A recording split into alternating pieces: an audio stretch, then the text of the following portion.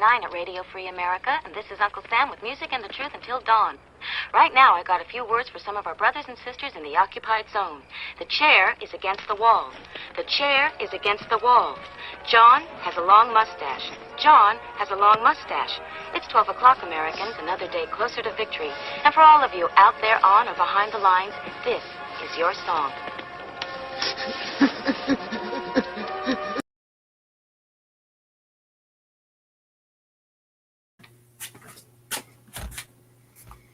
And welcome everybody to our Daily Gun Show. Come to you live every weeknight at midnight Eastern, and we talk about guns for an hour.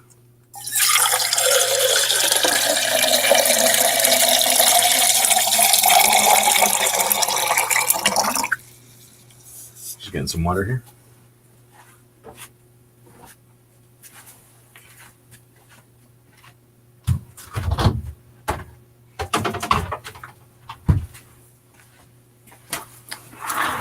All right, let's see if anybody shows up. We will chat about the stuff that's in the comments of this video.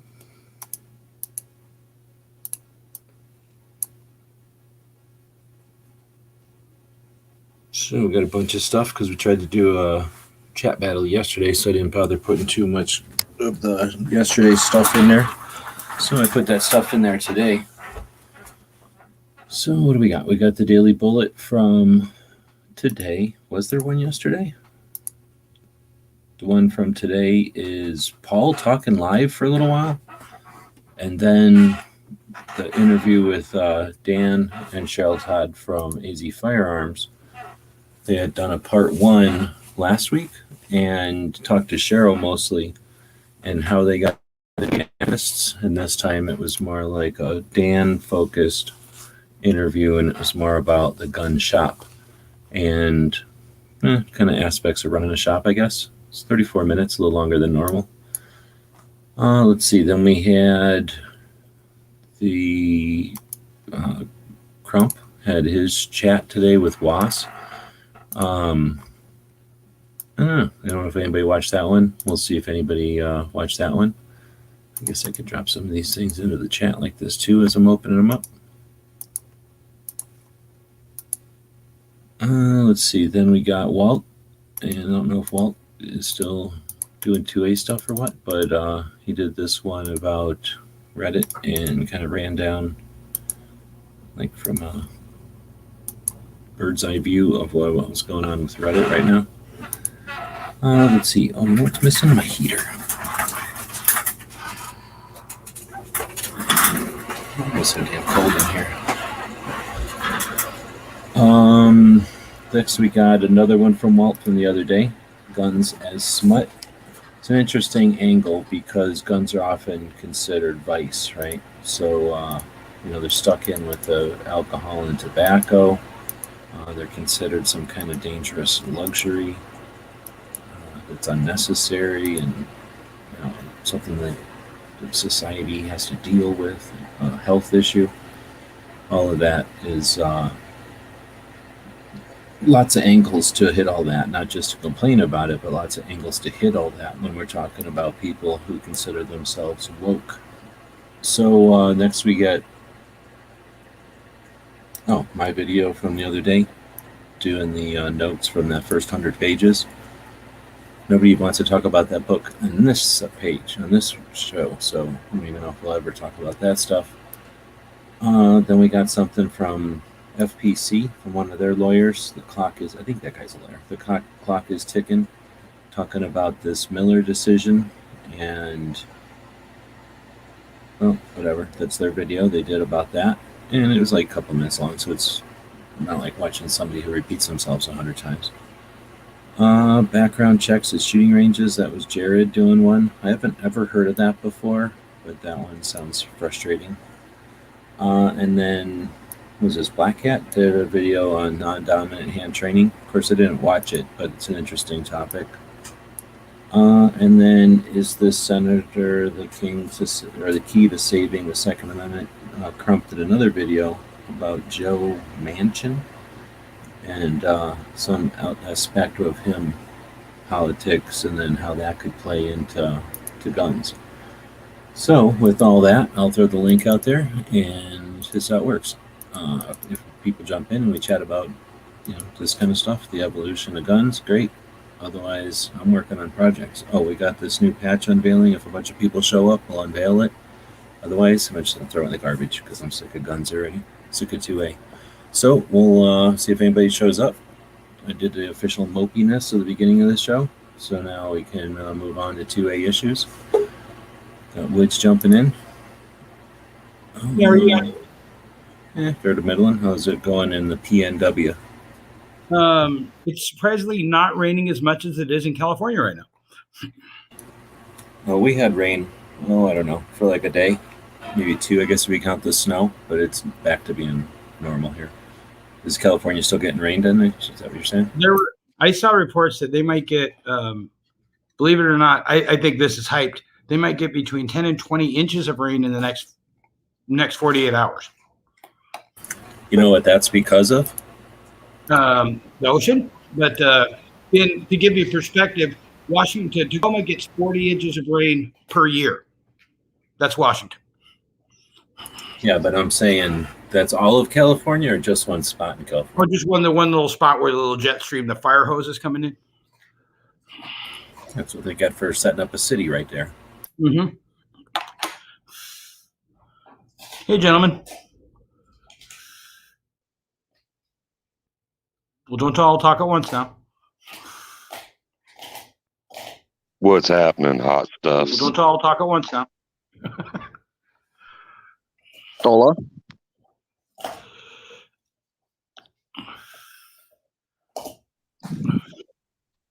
Oh, man. So we got topics or what's happening here? So it's just us 4 and then one other person. I'm guessing that's Makojo. So we're going to have a chat tonight. It's like pulling teeth the last 3 days. What the fuck? Can't even have a freaking game show without anybody showing up. Yeah, sorry, I was beat. I just couldn't do it. Yeah, I hear you.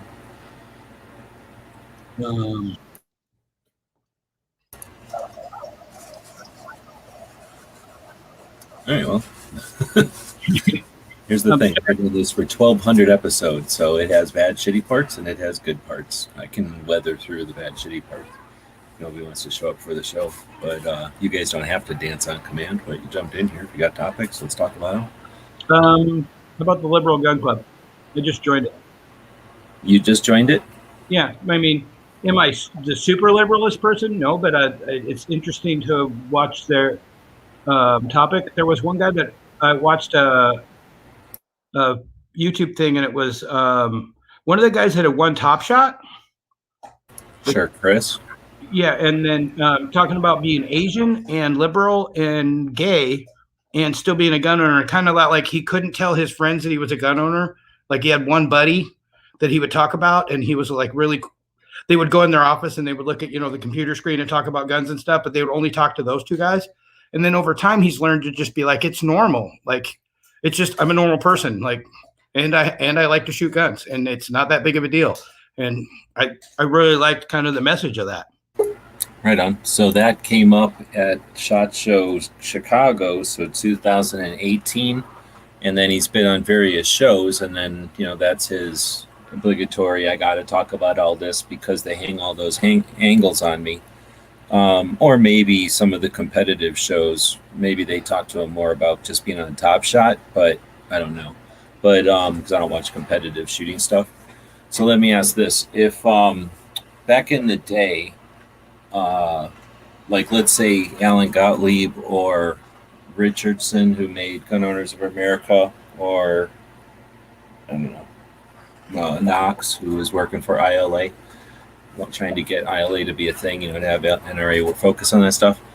Those guys create something, or they start something new, and then you can pick any other people. Diane Mueller, I'm never going to get her name right. Or like say, just start picking anybody who starts a new direction, a new entity. For the first little while, they got to go around saying, here's my new entity, right? Until everybody understands what their new entity is all about.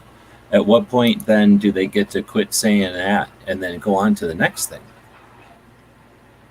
Well, yeah, I mean, it's definitely a complaint, and I'm totally new to it. But I did find the show interesting because there was other Asians that weren't him talking about what it was like to be an Asian gun owner.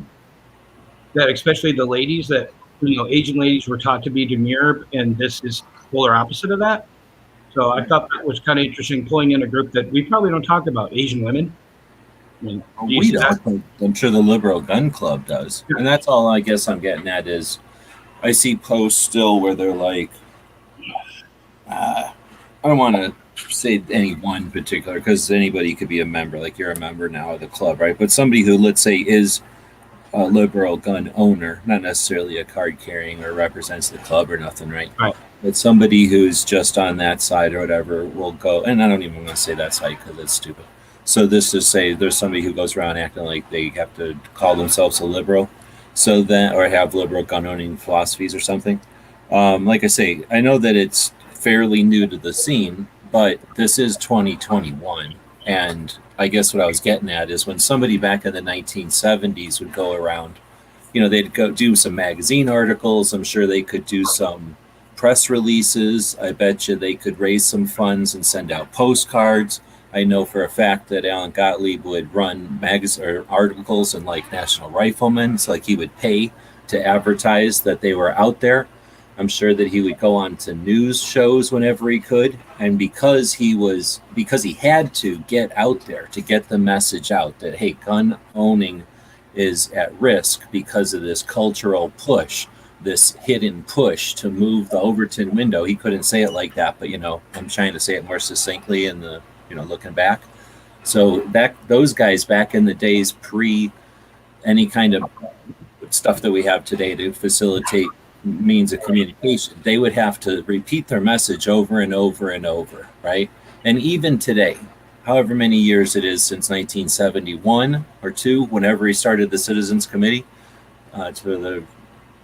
Citizens Committee for Right to Keep and Bear Arms, and then a couple of years later, in 1975, when he started the Second Amendment Foundation. Still today, in 2021, if somebody starts a new podcast and has him on for the first time, what do you think he's got to do? Probably talk about the origin of the organization. And I'm not saying that's a bad thing or a good thing. I'm just saying that's, like that's a thing that you're always going to have to do. But I'm just saying the overall conversation is past that, right? Like we don't need to know that, or else we don't care, or else we know it. One of the three things, right? So at some point, when are the liberal gun owners going to realize that either they are just gun owners and that what I'm saying, like it seems like we've got this like mentality that we've all had because for a while that was the paradigm. You had to go around saying your thing, like I'm new, don't forget about me, I'm so new or whatever. And then eventually they get to go, oh, here's my contribution to the conversation, or here's my position on something, right? Like they get to be part of it. Can't we fast forward that? And that's not even fast forwarding it, since gun owners, liberal gun owners, for example, specifically, has been around for 12 years. Do we, what I'm saying? Like, I just want to get past the like, hey, welcome. And I, how difficult it is being a gun owner and liberal. How difficult it is being a girl gun owner.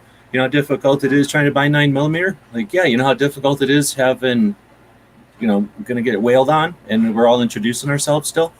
That's all I guess I'm getting at, is how do we get the liberal conversation? That's why I don't join the Liberal Gun Owners Club. One, I'm got too, stretched too thin. I wouldn't be able to contribute much because it would be almost all new to me. So I let Walt be my insight into that, and some other people that Walt has pointed me at. But, I'm saying, if I was in that group, I'd be over there being like, all right, well, like, when are you going to realize that you're like probably at this point 30% of gun owners? And how long are you going to wait before you just start doing stuff? Because it's not even, isn't it the liberal mindset to be the vocal minority? And I'll shut up. It's not like you have to answer all this, but those are my frustrations about the I hear you. Topic, I guess. Yeah, but I'm just trying not to just, because I've been in, watch any version of it and you hear Chris do his introduction to hear him, Chris, and there's my story. Like I say, I've just been hearing it for 2 years now. Not that, like I say, nobody asked him anything else. So that's the sucky part, is like, when are we going to have conversations that invite the token whatevers back for their second conversation, right? I mean, I liked having everyone get introduced, but they all got introduced. Then they all got introduced at Gun Rights Policy Conference again, and then they all got introduced on the next guy's podcast, and then they all got introduced on the next person's podcast, and then they got introduced on a couple's podcast, and then they got introduced on, a podcast from this angle. Then they got introduced on a new podcast, and then they keep, what I'm saying? It's like we're going to stop forever on this. Welcome everybody into the party. Like, let's get on with the party. Well, I don't know. I kind of like. Well, I shouldn't. It's not that I like it, but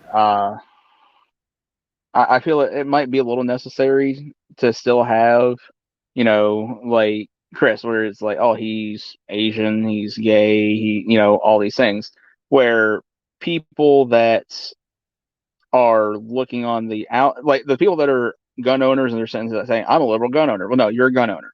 But there's people on the outside still looking in at firearms owners, and they're not sure what to do. And this isn't their party, and they're not, sure where they relate. And unfortunately, we still have a stereotype of the old fat white guy overall, which again, for us in the party, we're like, hey, that's not the case.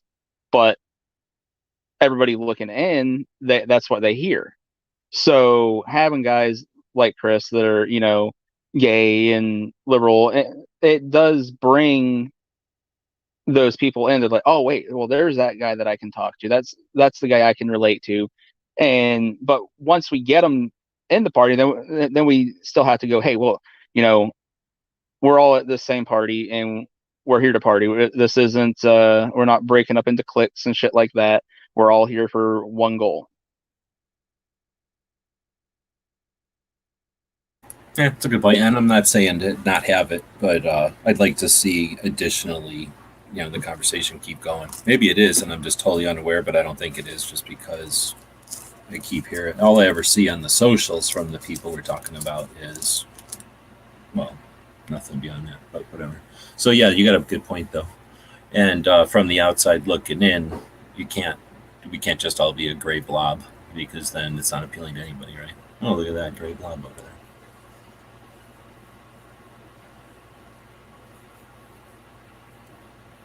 Well, keep in mind, the shot I watched had maybe 25 people at the most watching it. So we're not talking about anything that rocked the world or anything. But I found that perspective interesting. The reason I joined is just in my search for 2A, and you're one of my mentors in this, I just want to know everybody's perspective, even ones that I don't 100% agree with. Like, I want to hear them out just for my own knowledge. And there's so many new gun owners that they haven't been looking since the 70s. They're looking now to figure out, are there gun owners like me? People that are like them.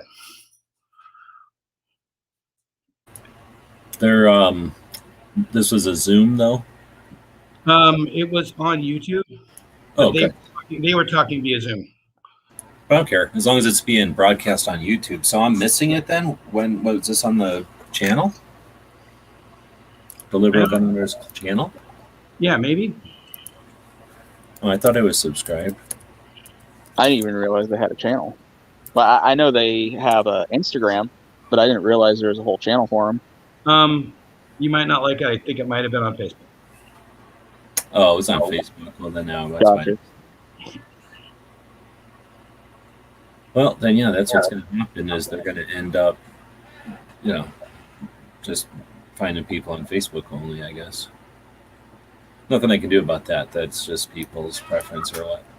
Right. All right. Well, so that's not necessarily a bad thing, though. Well, sure it is, especially when you consider Facebook doesn't like us, and they've demonstrated, like more than once, that they'll just do whatever they feel like, and then don't have any repercussions or consequences to it. Yeah, but what I'm saying is, with the people that are fleeing Facebook and things like that, they're typically of a conservative mindset. They're saying we want free speech, we're going to MeWe or Parler or something like that. Whatever the case is. So that is increasing the percentage of just liberal-minded people on Facebook, which in turn is probably ramping down gun content and things like that. So having them over there and having that like-minded voice could still bring in more people to the fold, and with that, they could actually end. I'm just You're not wrong. You're not wrong. You're not wrong. Oh, I'm over talking. You're not wrong, but I guess my problem is that I haven't, like I say, I don't see them on YouTube or something else, so they're not multi-platforming. Yeah. They're only on Facebook only. So I hear what you're saying. Yeah. There's that potential, but like I say, as soon as somebody wants to, they can flip the switch. And are they feeble? Do they even know how to go on other platforms? And I don't know that there's any requirement to, but you know, I'll give anybody shit for just being on stupid Discord because it's a waste of time, stupid platform. You know, same thing. Waste of time being on Facebook. And I agree. Odyssey working out? Huh? How is Odyssey working out? Odyssey is weird. Yeah, I can't figure that shit out. Some people are over there doing fine. I think they did mention being on a couple of the other platforms, but to be honest with you, I didn't remember to write down. But it was ones I'd never heard of. It wasn't like Parler or any of the Odyssey or anything. But they were on more than one, but they were on Facebook and a bunch of teeny tiny ones that I never heard of. So Flath is in here. Thanks for jumping in. You said something about the truck stop. Where are you at? Well, I'm in what is it called? Hermiston, Oregon. Are you going to stop and get a bunch of watermelons while you're there? Did you say Oregon? Yeah. And no to the watermelons. That's the only reason they even have that town. Oh. I don't know. I pick up holiday trailers here and I bring them back to Canada. I was thinking about dragging U-Hauls to California, but then I don't know how to get back. I guess maybe drag a U-Haul to California, towing a little rental, and then I wonder if U-Haul has some sort of vehicle shuttles or something. I heard there's a bunch of people needing U-Hauls. Is that stuff that's being built in California and then just bought in Canada? What was that? Is that stuff that's being built in California and you're just dragging it up to be like sold and bought in Canada? Yeah, it's the holiday trailers being built here in Oregon, and then I get paid to bring them up to Alberta, BC, Alberta, Saskatchewan, and same with the holiday trailers that are built in Indiana there too. I get paid to pick up holiday trailers and deliver them to Canada. Do they just take a bunch of you down there in a vehicle and then everybody drives back in an RV? Oh, no, we take our own vehicles. Oh, you're talking one like you tow. Well, that makes sense then. Yeah. Is that worth the money? You make money doing it? It's not bad. The single poles average anywhere between $3,500 to $4,500 a trip. But if you can get into the multi-haul loads, you're probably double that. And then you got to pay the gas though? Yeah. Well, like doing the single holes, it's about $1,000 a week in fuel. So do you bobtail there? Most of the time, yeah. The company I'm with, they let me. I can find my own loads within Canada to get me closer to the pickup locations, and then I just have to give them 10% because I'm using their insurance. Uh-huh.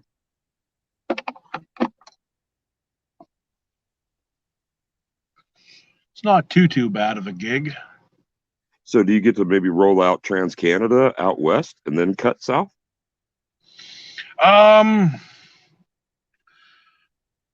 What I usually do is I try to do my resets at home, which is in Edmonton, Alberta. Okay. And then I go to Saskatoon, where the head office is, drop off my paperwork. And then from there, I drive south to Portal, North Dakota. And then head east to Goosen and White Pigeon and stuff like that, or Goshen, yeah. And then if I have if I gotta drop off in BC, then they usually have me drive down to Oregon here to pick up for BC and Alberta. Sounds like a pretty good ride. Yeah, it's not too bad. I've been trying to figure out how I can get a concealed carry permit and be able to bring the firearm across the border, but You wouldn't be able to bring it into Oregon anyway. They don't reciprocate with any other state. oh, You can. You just have to go to the county and Yeah, you have to get one in Oregon. sheriff.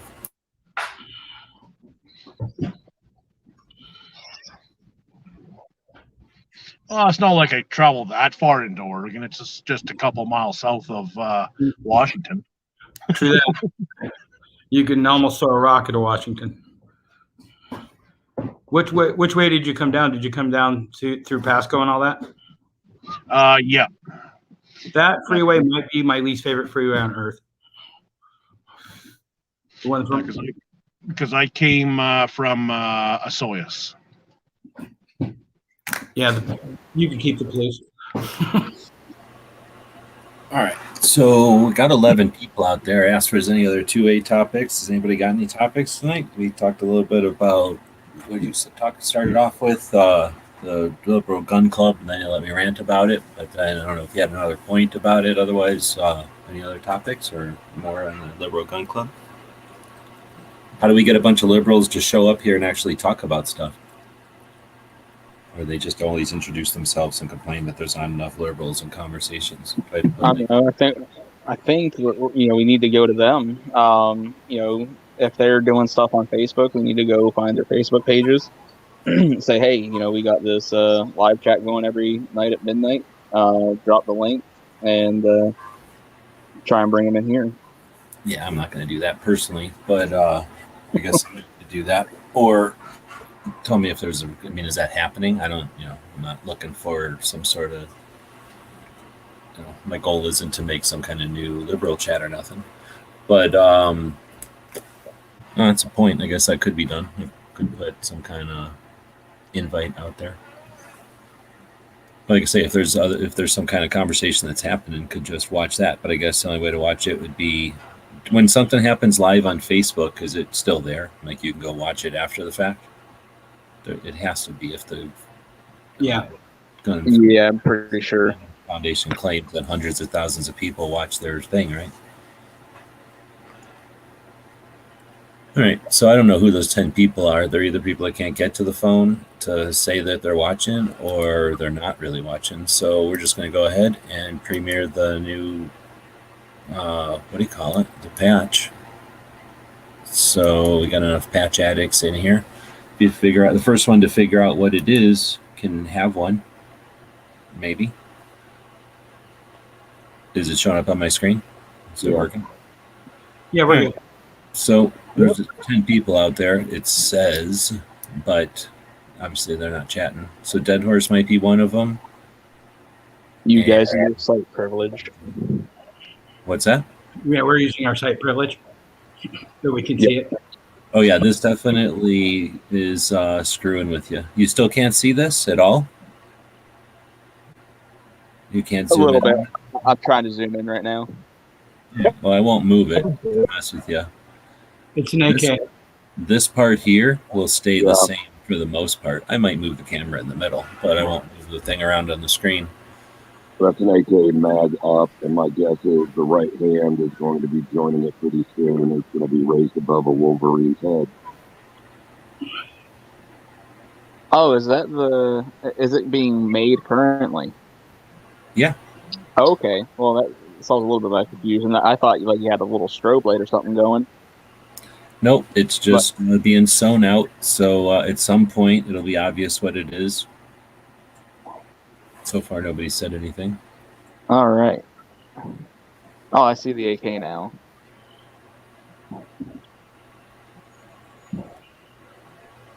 Does it have to do with any shows or movies? Are you going to give us clues? No. And then Pink says new ink April patch. No. That's the AK upraised above the head of a Wolverine. No. Oh. If you're gonna say stuff like it's thread being sewn or like it's yellow on green, like obvious shit, then that doesn't count. By the way, G, how easily can you sew denim to make patches? Are you able to use denim to make patches, or is that too heavy of material? I don't know. I don't own denim, so I've never tried denim. Okay, because I've got a pair of old jeans. You must be able to. I mean, who hasn't seen stuff sewn on denim before, right? Yeah, I just wasn't sure. Machine or whatever. I just wasn't sure how your needles would hold up to it.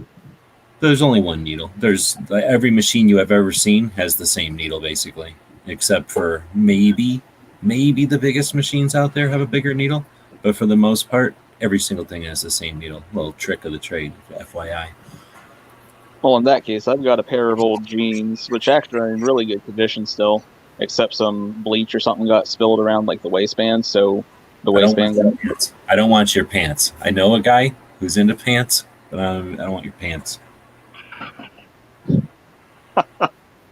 I think only Pat can send you pants, right?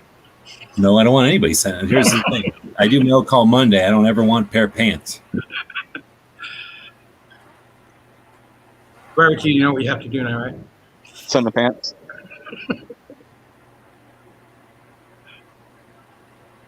It's happening. All right, well, nobody's guessing. That's right. I used to be fat as shit. It'd be a lot of material there, G. The Statue of Liberty Wolverine patch. That would be sick.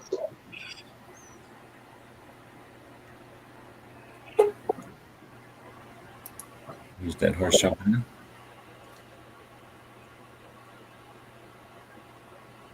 Statue of Liberty, maybe? I just said that. Oh, my bad. I muted up. Yeah, Wood said that. Not trying to crash the gate. All right, well, I guess we're trading then for that other one you're sending. I figured it. I didn't think, because at this point it kind of looked like a vacuum cleaner or a robot. I mean, I know what it is, but I figured right around here everyone would figure it out because it starts to get more obvious.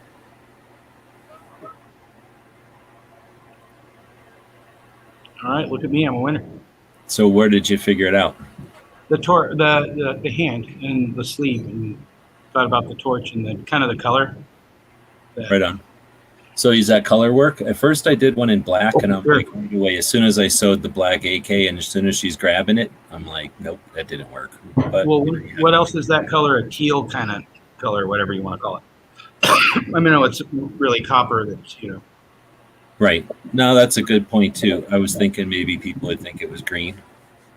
So like a frog or some kind of a Mr. Knives or something. Well, I'm looking forward to that one. Because I'm not like a patch addict. You guys know that. Like, I have them, but I mostly just want them hanging out with you guys.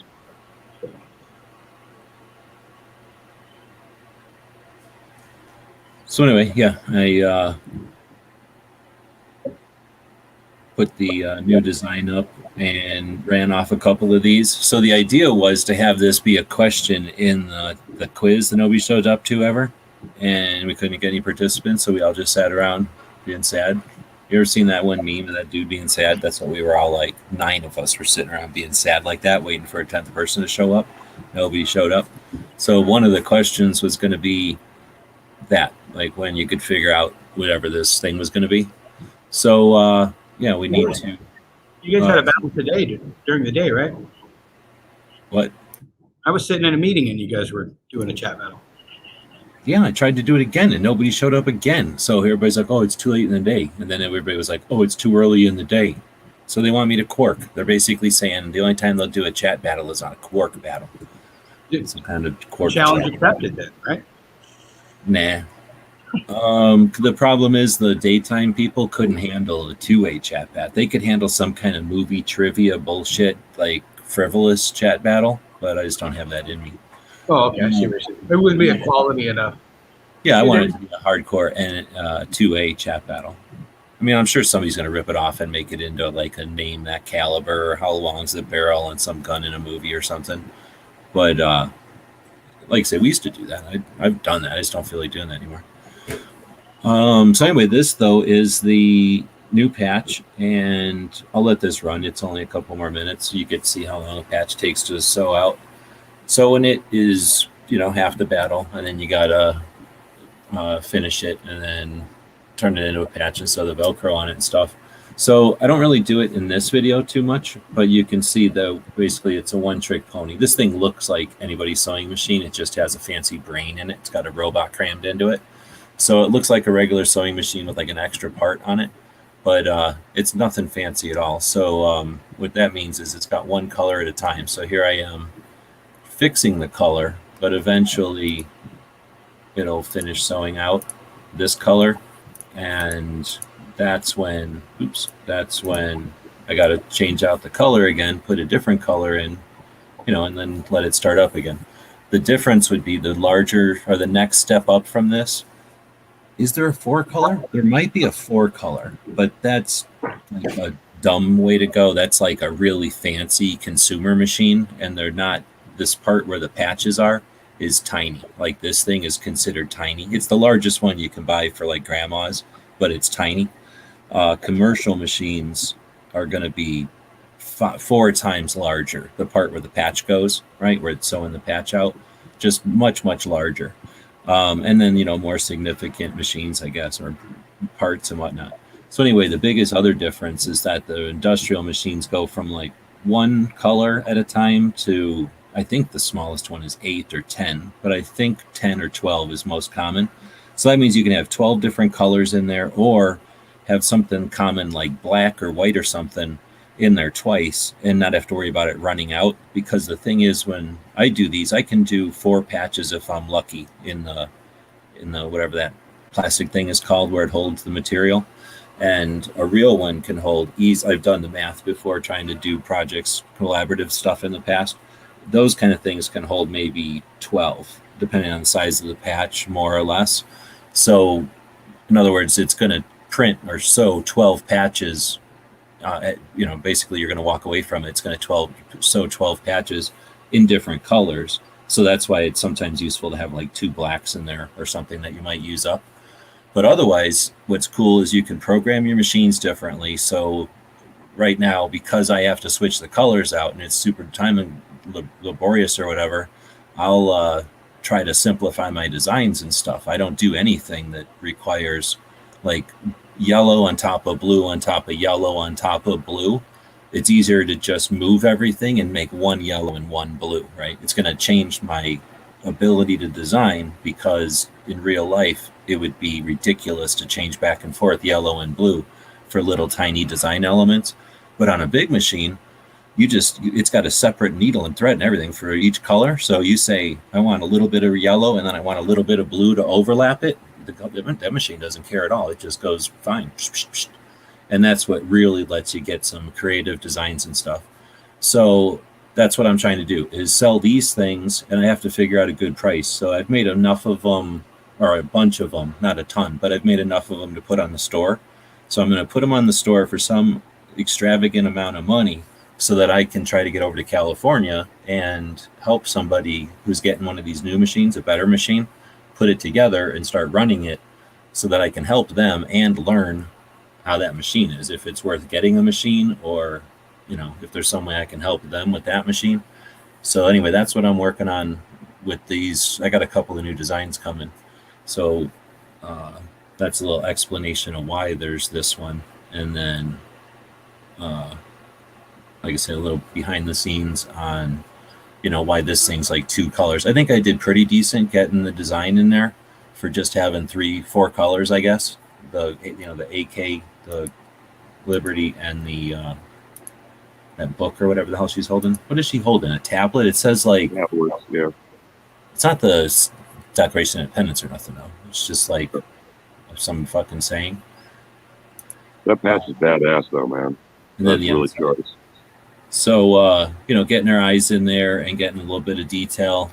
I'm stoked because when I'm still getting the hang of when I fiddle with the software, getting putting in what I'm getting out or getting out what I'm putting in. So I guess I've been using this size, whatever, which I say like this size form factor or whatever, this Wolverine size patch long enough that I'm getting the idea of like, if I put something down in the software here, this is what it's going to look like coming out over there. It's not 100%. I don't want to make it look like I got it 100% yet. But anyway, yeah, I'm going to be having those up there. I got a couple of other designs. And then, I was going to do all that Wednesday and then introduce some other stuff today. But I'm also trying to do taxes for 2020 because now that I'm done with 2019 taxes, I get to do 2020. And then, of course, pay taxes. So that's always fun. So, that's the new item. I would have said, hey, it's available at the store right now, but I haven't gotten it in the store yet. So anyway, I guess with that, we'll move on to 2A topics again. And it looks like Walt is showing up out there. What's he saying out here? Hold on. What's this behind the scenes stuff?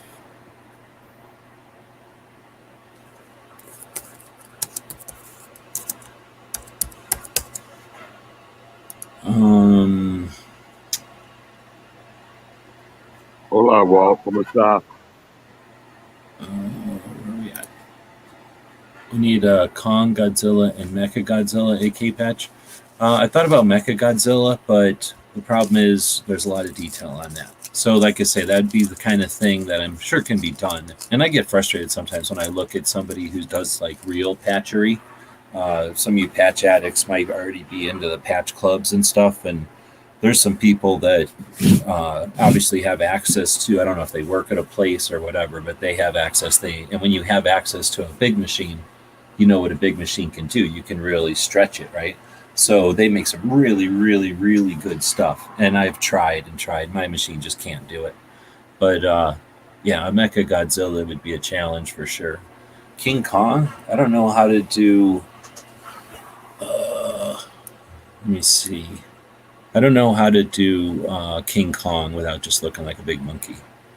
Like how you'd have to have King Kong holding like a little tiny AK. You could do that. I was gonna say just Gorilla doing the Wolverine thing would be kind of cool because you could have it represent like a guerrilla warfare type idea.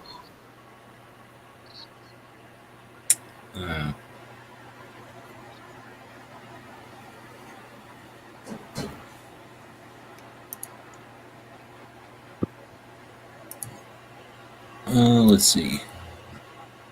Mecha Godzilla will be next movie. Next movie you're gonna watch?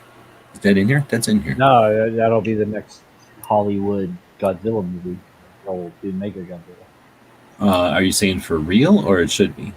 No, that's my guess. I bet you that's what they do.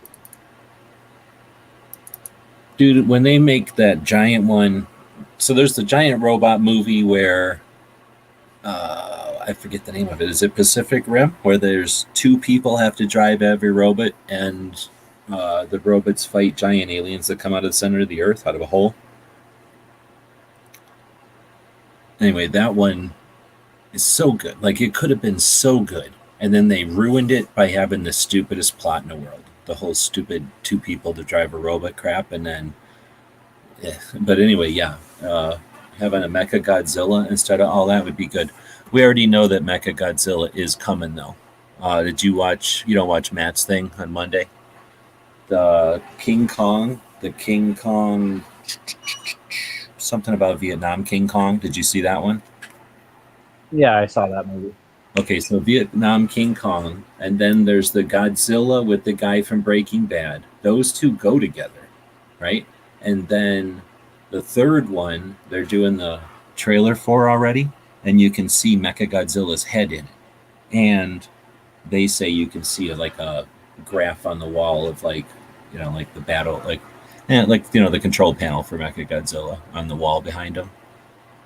They claim that that's all in there. Or, I mean, I've seen the head, and it kind of looks like his head. So that's sort of the theory, I guess, is that Godzilla and King Kong are going to fight each other in this third movie and then decide to team up and take out Mechagodzilla, which seems reasonable.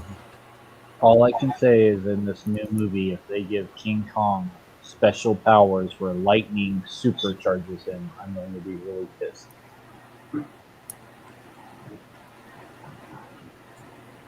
Do you not remember that? I remember that. Yeah, for sure. Yeah, in the last King Kong versus Godzilla movie, because Godzilla has all these tools at his disposal, so they're like, oh, we got to give King Kong something. Oh, let's make it so if lightning strikes him, he gets like supercharged and super strength King Kong.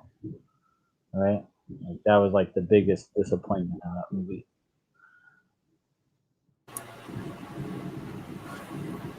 So you're saying Godzilla is a male because a female can't be king of the monsters, and then saying he's asexual. I mean, it makes sense. I saw that on Never Enough Ammo or Never Enough Ammo's thing of what gender is Godzilla or something. Yeah, I mean, it makes sense. And King Kong is a dude because everybody knows he's a boy girl. Walt is saying, I'm still doing 2A stuff, though. I'm currently neck deep in Spanish homework while I catch up. Well, that's what you're saying. So here's the thing. I've tried to get people to do El Chato in Espanol because I sucko at Espanol, but I know some words and I can hear stuff good in it.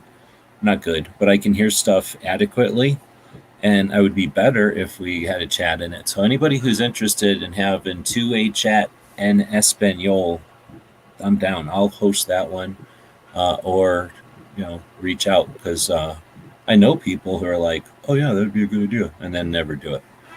I think it'd be great, and if anybody's interested, let's do it. Huckleberry there. You speak Spanish, right? Who? No, DJ. You speak Spanish, correct? Oh, pequeño, poco. But barbecue's got like 4 years of study. Yeah, I got 4 years of bullshitting my way through it. But you could do at least as good as G does. You kind of talking about maybe. That's what I was gonna say. Like I'm probably on the same level as G, where I can pick up on some words. I can, basic phrases like, como están, greetings and shit like that. But other than that, just not. Like I said, it was 4 years of bullshit my way through it. Well, yeah, I'm not looking to have classes or nothing, but it would be great to have a place for 2A that's in Espanol and just let it see what happens. We definitely have an underrepresented segment of the population and blah, blah, blah about being inclusive, but what the hell? Plus, it would do people good to get some exercise with their brain powers to get into a chat. And everybody, look, I deal with Border Patrol dudes, or I used to deal with Border Patrol dudes all the time, and they have to know Spanish to be a Border Patrol dude, at least down here. You have to know Canadian on the other border, but they have to know it like to some extent to even get the job, I think. And then depending on how interested they are and how much they want to be able to effective they want to be, they learn way more, and they learn through immersion. They just go to every Wednesday and learn. They go to every Wednesday, they go to a place and just talk Spanish with each other. And then every once in a while they go to Mexico and just hang out. And they go specifically to places that don't speak English, aren't tourist towns. So just they go to regular old Mexico. And then, see, exactly. You know what Cuerno de Cuervo? I don't know how to say that. Cuerno de Chivo is. I should be in that for sure. No, that guy knows how to speak Spanish, probably. You know what that immersion thing is what I did when I went to Puerto Escondido. and I purposely went somewhere where I was not going to hear English. And And although I you started did, real quick, right? How long does it take? Like a month? yeah, I mean, I was there for 2 months, and when I got back to the States, I just had a really hard time speaking English again. I was like fighting for the English words, and I sort of wish I'd stayed down longer. So do you know what Cuerno de Chivo is? Or however you say that? You said it right. It's Cuerno de Chivo. I have no idea what the hell it is, though. It means like horn of something, but that's how you say AK-47. Or Yeah. that AK-47. I've only taken cop Spanish. I took like cop and medical Spanish, so all I know is like how to listen to people say, kill that guy, and like, how can I help you? And shit like that. And then count really good. Except I can only count to 10 because I can always forget how to do 11, and then I get stuck going beyond that. But it's mainly because I don't do it ever. And like I say, I listen to the radio and stuff, so I hear phone numbers. But when you're not talking, it's not the same.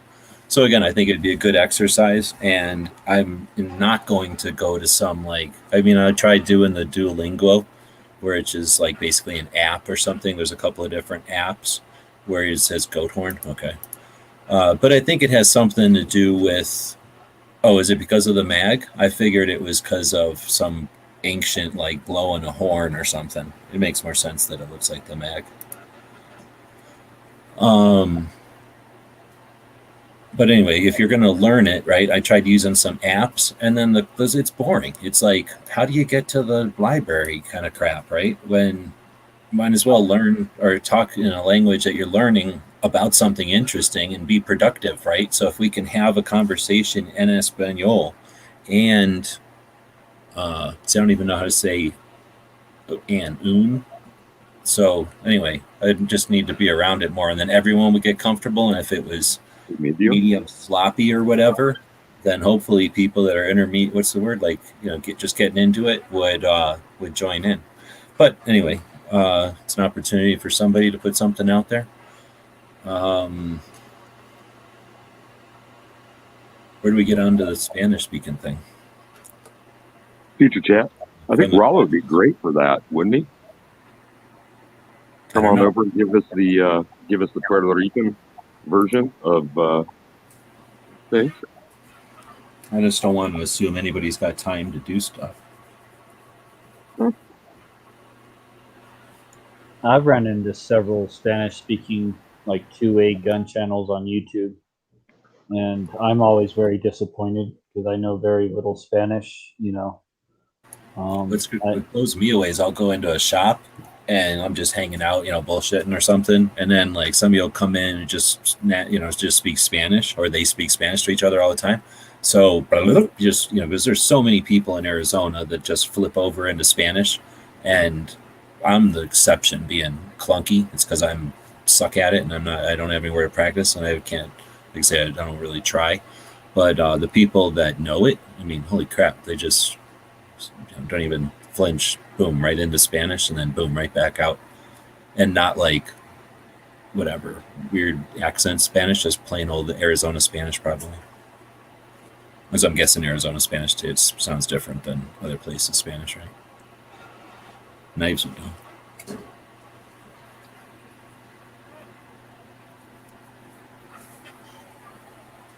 I'm always disappointed that on the Spanish YouTube channels that I've ran into, the subtitles I don't think are very correct. The YouTube automatic, closed captioning subtitles. Really? Yeah, like I've several times I've tried to watch their channels, and then with the subtitles, it just makes no sense whatsoever what they're saying. I never even thought about that. But if you're saying like in a chat, you can get subtitles. Or I don't know about the chat, just their videos. I'll watch someone's video on YouTube, and it'll be a Spanish guy speaking in Spanish, talking about a gun or talking about gun stuff, and I'll hit that closed captioning subtitle button to sit there and try and understand what they're saying. And YouTube just, I don't know if it's accent that messes it up or what the deal is, but like some of this, like it just will, like half the stuff they say will just make no sense to me whatsoever. like YouTube just does a horrible job at translating Spanish to English, I think. Isn't it because the grammar's completely different? Like subjects or verbs are in front of subjects and things like that? I have no idea. I'm not a linguist, but it's it makes it unwatchable. It really does. Like I just can't understand half the stuff they say. Well, it's Yeah, I just tried the now. juxtaposition. Usually the modifier comes beforehand. So you say, salsa verde instead of verde salsa. I mean, does that make sense? I don't think about it. I try not to think about it because then I get fucked up trying to figure out the stupid rules and there's exception to rules all the time. So I just try to shut up and listen a lot and then figure out the way people say it often enough and then don't try to think about it like that. Like salsa verde, verde salsa, or whatever. Like I'm just gonna say it however people say it, not try to come up with rules. But that's I don't know if that's just me forcing my way through it or if there's probably a better way to do it. Here's how my Spanish teacher would always explain it to us. So you're at a party or something, a lot of loud music going. You see a cute chick across the room, and you're like, "Hey, I have a big." And just then, or it's quiet right then, but then the music starts up. Well, all she heard is, "You have a big what?" And of course he's using innuendo to make us all laugh, keep our attention, shit like that. But in Spanish, what they'd actually say is, "Hey, I have a dog." And then if the music starts up, well, then you just told her that you have a dog. Congratulations. But then it would be followed up with, "That's big." So now if the music didn't start up, you would be telling her, "Hey, I have a dog that is big," instead of like we do in English where it's, "I have a big dog."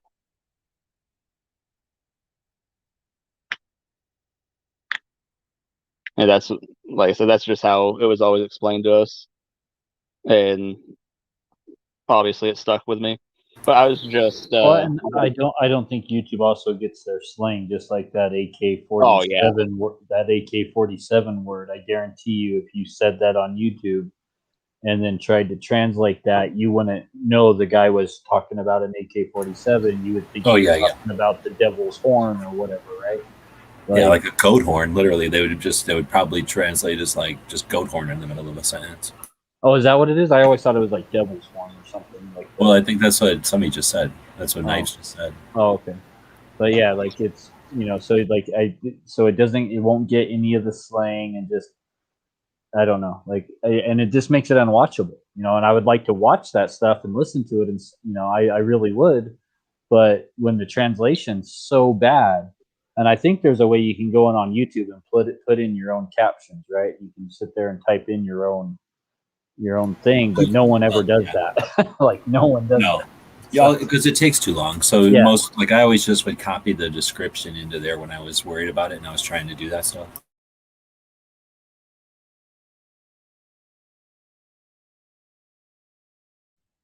So I just went over and jumped on Amazon real quick because I've always wanted to get Rosetta Stone, and for some reason it just occurred to me that you could probably get it on Amazon, and for the Spanish one on Amazon it's like $190. Oh, I wouldn't do that. I think there's a bunch of good free ones now. Yeah. I think there's lots of good free ones. Yeah.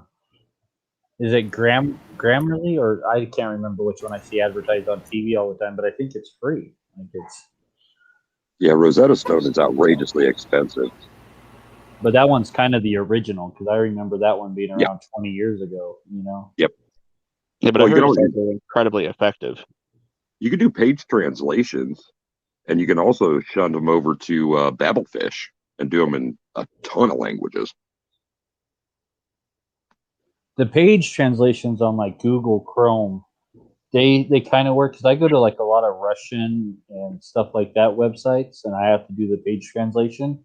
And like I would say like 80% of it makes sense and I can understand, but there's still will be like 20% that it just doesn't translate correctly, or again it's slang or something that it just doesn't get.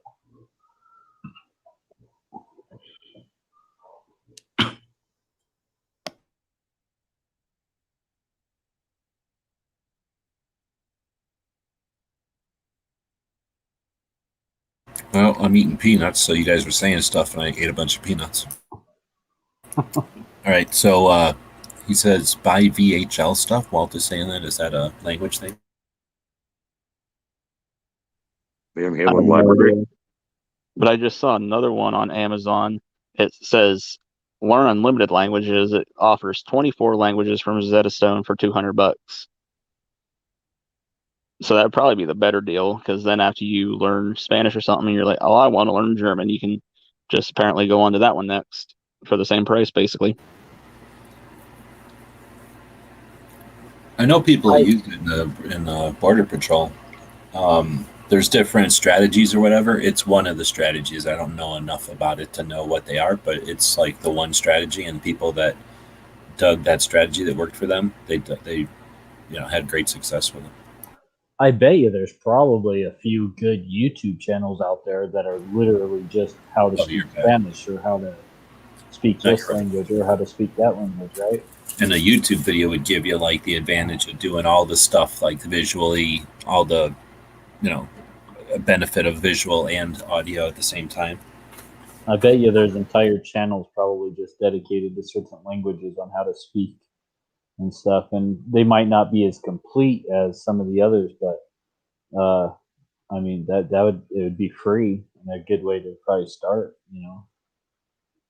At least maybe learn the simple stuff like, hey, how do I find my hotel, or I need to call a taxi or stuff like that if you're planning a trip to Mexico or some other country. Well, I know enough words and stuff that I'm interested in having some place where people just chat and aren't like going super fast, that are still sort of, Spanish is their second language, not English is their second language. Because that's my problem, is everybody I know, English would be their second language, or they grew up with both. So they're just like equal both. And when you're equal both, you don't slow down, So when English is your normal first language and then Spanish is your second, you're fumbling around in front of everybody and you don't care. That's the kind of room I need to find where people just talk. Well, and another thing that would kind of be similar to that. So I'm sure we all have like a bunch of favorite movies we've seen 1,000 times, like, Red Dawn or something, right? I'm sure you could find those same movies on one of the Spanish channels. But that's a great idea. I do that all the time. Yeah, it's all dubbed over in Spanish, right? So you're watching a movie that you pretty much know all the words to anyway, but now you're listening to it in Spanish. Like that might be a way to, learn some stuff. It would definitely keep your interest. It's a great idea, Dad. So mi clase de lenguas extranjeras, SNL or VHL, en línea es única muchos libros en línea con español y lenguas contendio. So my class, something extras on, it's VHL and en línea. I don't know what all that is. Nobody?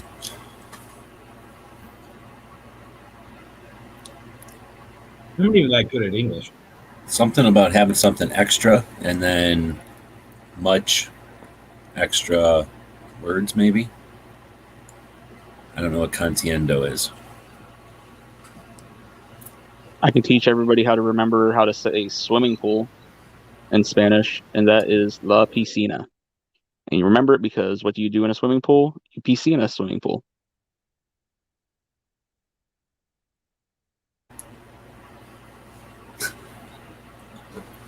Yeah, there's also a big difference depending on who you're speaking with, where their Spanish comes from, where they're from, where their parents and grandparents were from. Because if you try to speak Catalan to somebody in Mexico City, they're just kind of like, okay, whatever, you colonialist.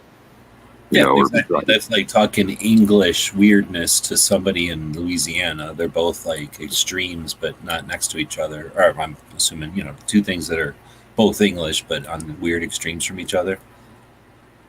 Yeah, for sure. Like, from like Puerto Rican and like Spanish and Mexican and then Peruvian or something. Like they're all going to be, they're going to say, they might know what they're saying to each other, but they're not speaking, like none of the words are going to be similar, right? Yeah, not to mention the accents.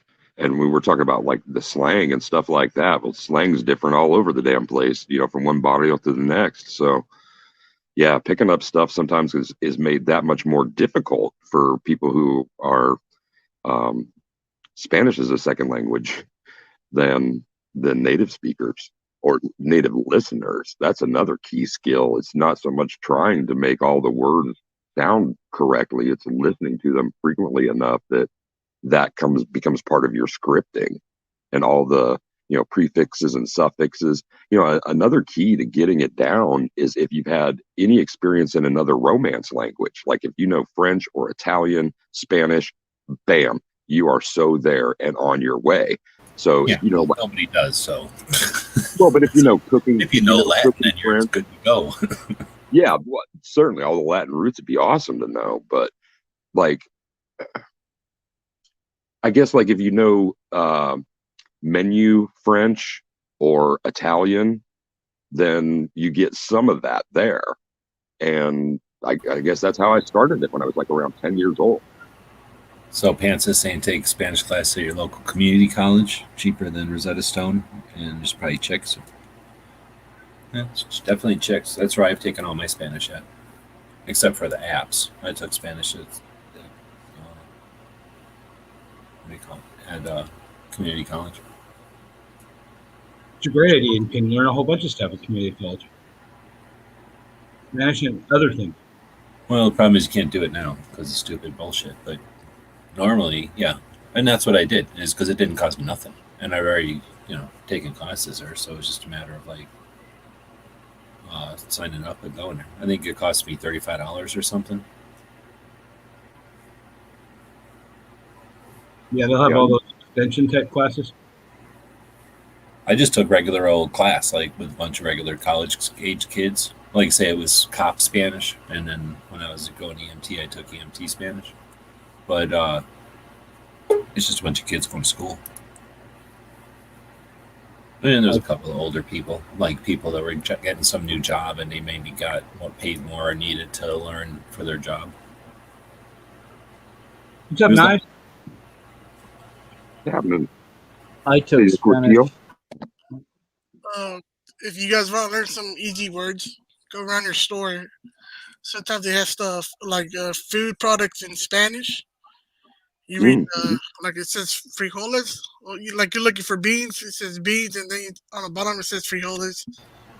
That's a good point. I can go to stores that are the other way around here, but yeah, that's a good point. Or you can go to the food section. It says the type of food in English, or sometimes they have it in Japanese, or different words, different I say languages. That's the easiest way. You guys could do it too, and you just learn stuff like that. That's pretty cool. That'd be neat to start incorporating into videos, perhaps. Also, another way, you find somebody who speaks Spanish, you work alongside them, and you ask them to teach you stuff. They start telling you the bad words don't. Yeah, exactly. I went to school and then working with people, and they would just speak Spanish to each other, and you just learn it. But they're not good, unless you're saying stuff, you're not learning as much as they just backwards to English whenever they need to, so they're not trying to help you necessarily, but they're not preventing you. But you know what I mean? They're not there to teach you, so they're not, unless you find the right person, they're not going to be like, no, say that again, or say it's with this, they're just going to revert to English and get it over with. Yeah, I'd go for finding a hip taqueria and grubbing up, starting some conversations.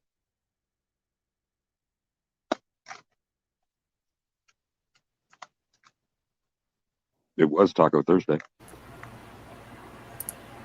Every day can be Taco Day. I'm with Wood.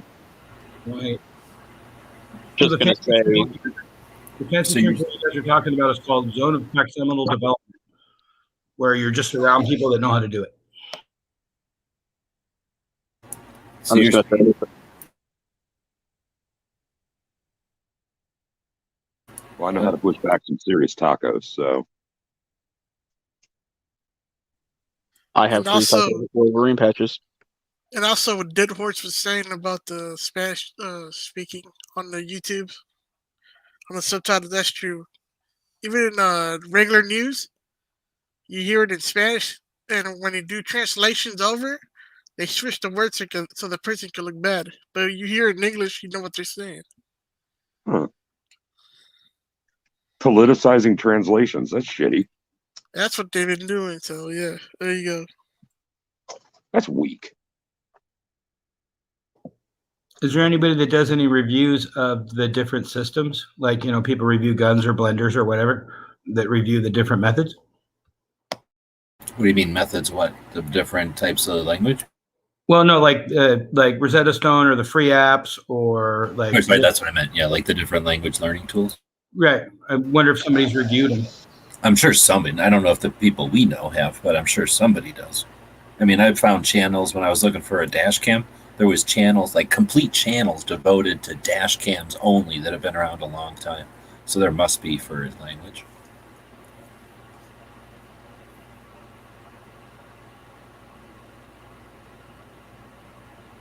All right, well, we've been chatting about language now for a bit. Although, like I say, I think that would be, well, it'll eventually be a thing. But it would be cool to see somebody start something up like that. Or just make it bilingual or multilingual right off the bat. Let's see. Oh, look who came in here to Hork ideas for patches. I missed it. It pisses my Russian boots. Oh, bosses off. I thought that said boots off. Earlier in the show, we had unveiled the new patch design.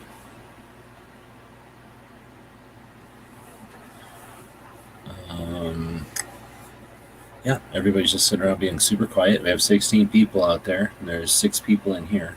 Nobody's saying anything. It's been like 3 days of just silence on the web. Why do I do this show? Just to have a bunch of people sit around being quiet to each other? Are y'all doing some kind of mental thing, and I'm just not catching it? I'm missing. I'm just imagining the opportunities that Mr. Knives has and that you have to have stuff like Ciudadero. Like, we don't have Ciudadero in Omaha. But like we were talking about, when we were talking about, we had a gyro conversation, and we're talking about shawarma, and it's just like, I really want to get me some Ciudadero. What are you saying? Ciudadero, it means sweat. And it's like the pan is like shaped like a sombrero, and you render oil in it, and then you take these cuts that are like beef cuts that are not our brisket, but like Mexican brisket, and you do it at relatively precise thicknesses, and then you're adding, chorizo and linguiso and a bunch of other stuff along with it, and the juices and the meat, the fats all mingle, and so that's brought up, given a quick chop, so you're getting all these different cuts, and then bam, with tortillas that are done on the top of what the crown would be of the pan. It's just like mopping it up, just meat goodness. Stop it. I'm hungry, dude. You have the opportunity to go score some on the street tonight. It's still early out there. What you looking at? Like what? Like 10:15 or some shit. You could roll there. Have 3 for me.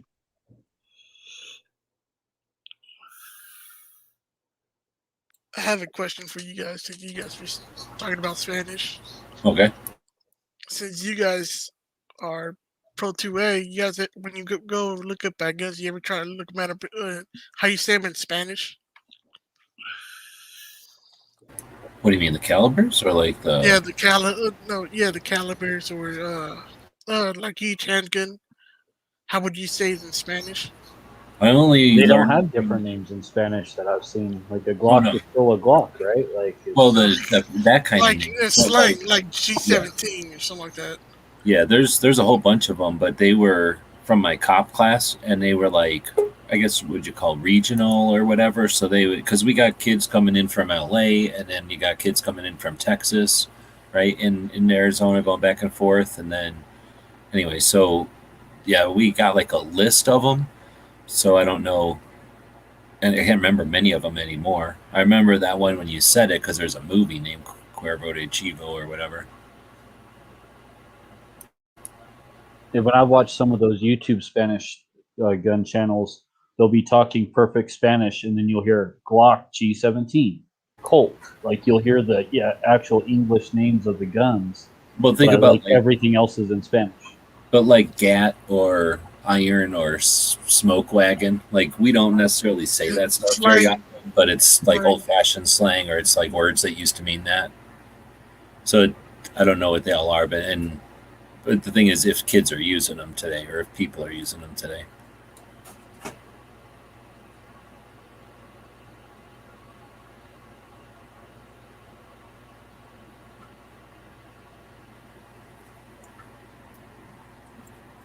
Yep. And because I don't understand the rest of the stuff, maybe maybe the calibers translate better over to Spanish, so they say those in Spanish or something like 9mm or something like that. Do they call 9mm something else in Spanish if they're talking about a gun? It's kind of 9mm. Okay. Yeah. See, so I probably all that stuff probably goes over my head, but I do recognize when they say the name of the guns because I'll hear Colt or Glock or something very clearly. I'll be like, oh, okay, he's talking about a Colt. Yeah, I had to learn some of the stuff from my dad, so.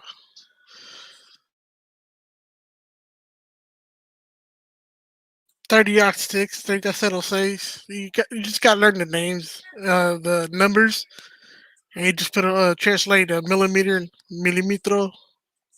Do you say millimetro all the time, or do they say milli? They say millimetro. I feel like that's a FUD way of saying it. You telling me, like, on the streets, they're saying millimetro all the damn time? It seems like a lot of stuff to be saying.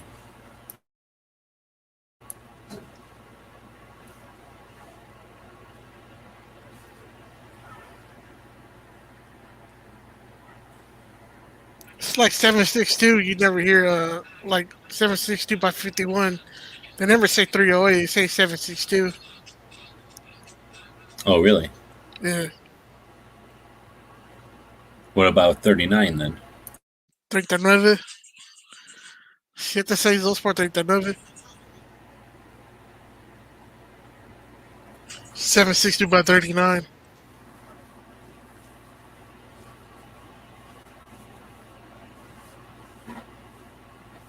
Millimetro. That's what he's saying. 9mm. Well, wouldn't it be 9mm? Millimetro. Millimetrita? Millimetrita? That's all I'm saying. Oh, with the O, you like saying millimeter. Yeah, but I'm saying when it's not It sounds like a girl when you say millimetra. I know exactly when it's nueva or when it's nine again.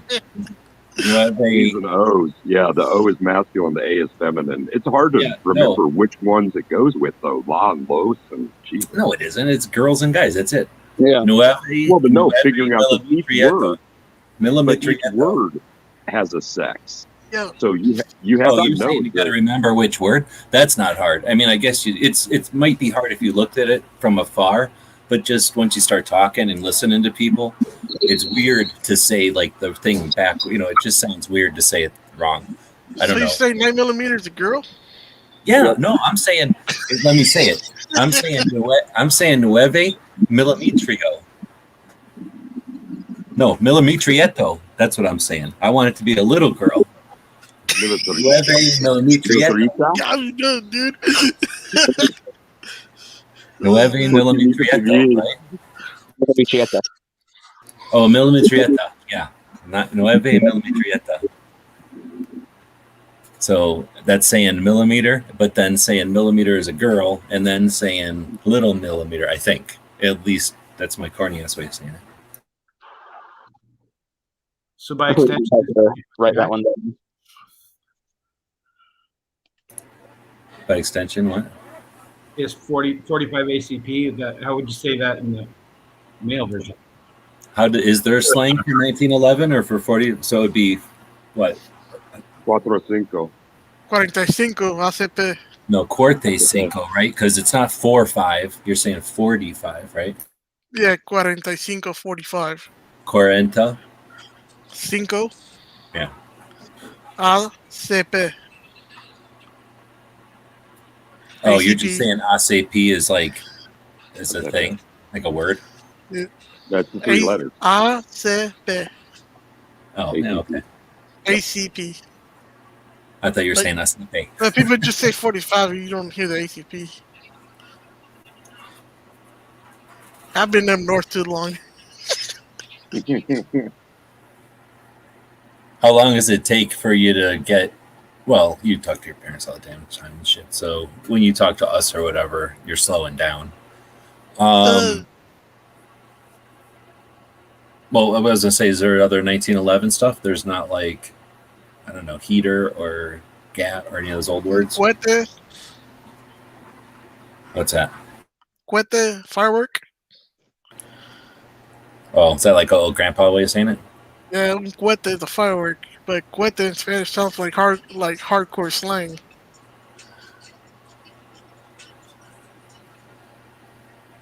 Like take out the firework, but in Spanish you say saca el cuete. Someone once told me the slang for handcuffs in Spanish is the same word as wife. I can't remember what it was. Yeah, esposas. Yeah, but like literally the same word that you say wife with, that's their slang for handcuffs. Like I got such a big kick when I heard that. It's one chick for each wrist. Esposa.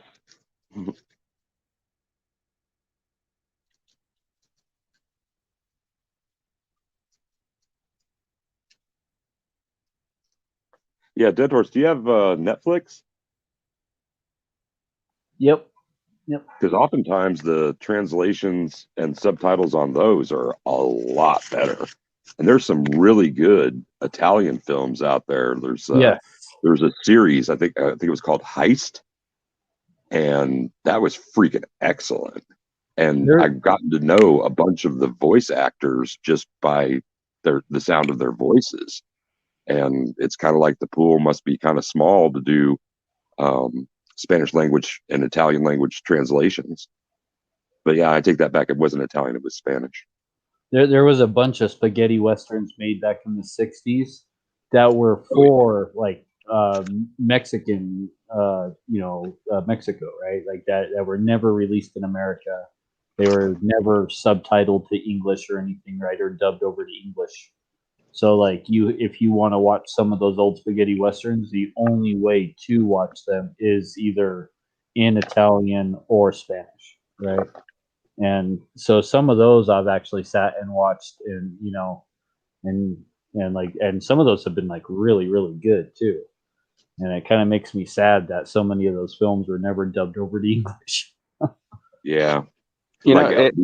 Like that whole canon to most Americans is just the Sergio Leone films. Yeah. That is a shame, man. I feel the same way about Japanese cinema. Like my favorite Japanese director is Akira Kurosawa. And we were talking samurai stuff in Ghost Tactical Chat a couple days ago, I think. And, talking about warrior culture and Sun Tzu and the samurais. And yeah, that's really great stuff out there. Long form, too, like 2-3 hour, just epics. Well, and some of the spaghetti westerns, the dubbing was so bad over to English. Yeah, and I have a feeling like there's one western I can think of was called like My Name is Nobody and My Name is Still Nobody, and then I think there was 3 of them, right? And I can't remember what the third one was called, but really good films. If you watch them in English, it's absolutely horrible. If you watch them in the Spanish and just read the English subtitles, it's like a much better film. Like it really is. And I have a feeling if I understood Spanish better, like the dubbing into Spanish would be like so much better than what they did into the English version. Like, so is there anybody out in the chat that doesn't know why spaghetti westerns are called spaghetti westerns? Because I've actually ran into this when I was talking to people before, and I was like, oh, because I've actually heard people say, "Oh, well, I thought it was just because you sit down and have like spaghetti dinner with your family, and you watch old westerns." And I was like, "Yeah, no, not quite." I thought it was just the country of origin. Yeah, They're filmed in Italy. Yeah. Yep. Because it was way cheaper to film over there because they were only paying all the extras and stuff the equivalent of like 25 American cents a day. Like literally like 25 cents a day is how much you got paid to be an extra in a movie over there. And over here, because of the unions, like, and the Actors Guild and all that stuff, right? Like all the extras costed like hundreds of dollars a day and stuff. So like back in the 60s, it was like really more expensive to make a movie because of the unions. In Italy back in those days, it was 5 cents to have a place, like a rent, and then the other 20 cents was for spaghetti. Yeah. It would be kind of cool to sit down to a family spaghetti dinner, though, and watch a spaghetti western. Heck yeah.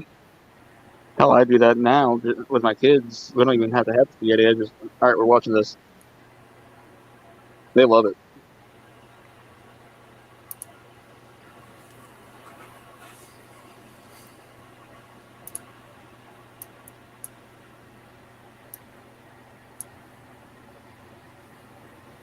All right, well, we're an hour and a half in. We've meet the obligated waypoint. Is there any other 2A topics? Got a bunch of people out there. 11 people. Watched the new patch get premiered.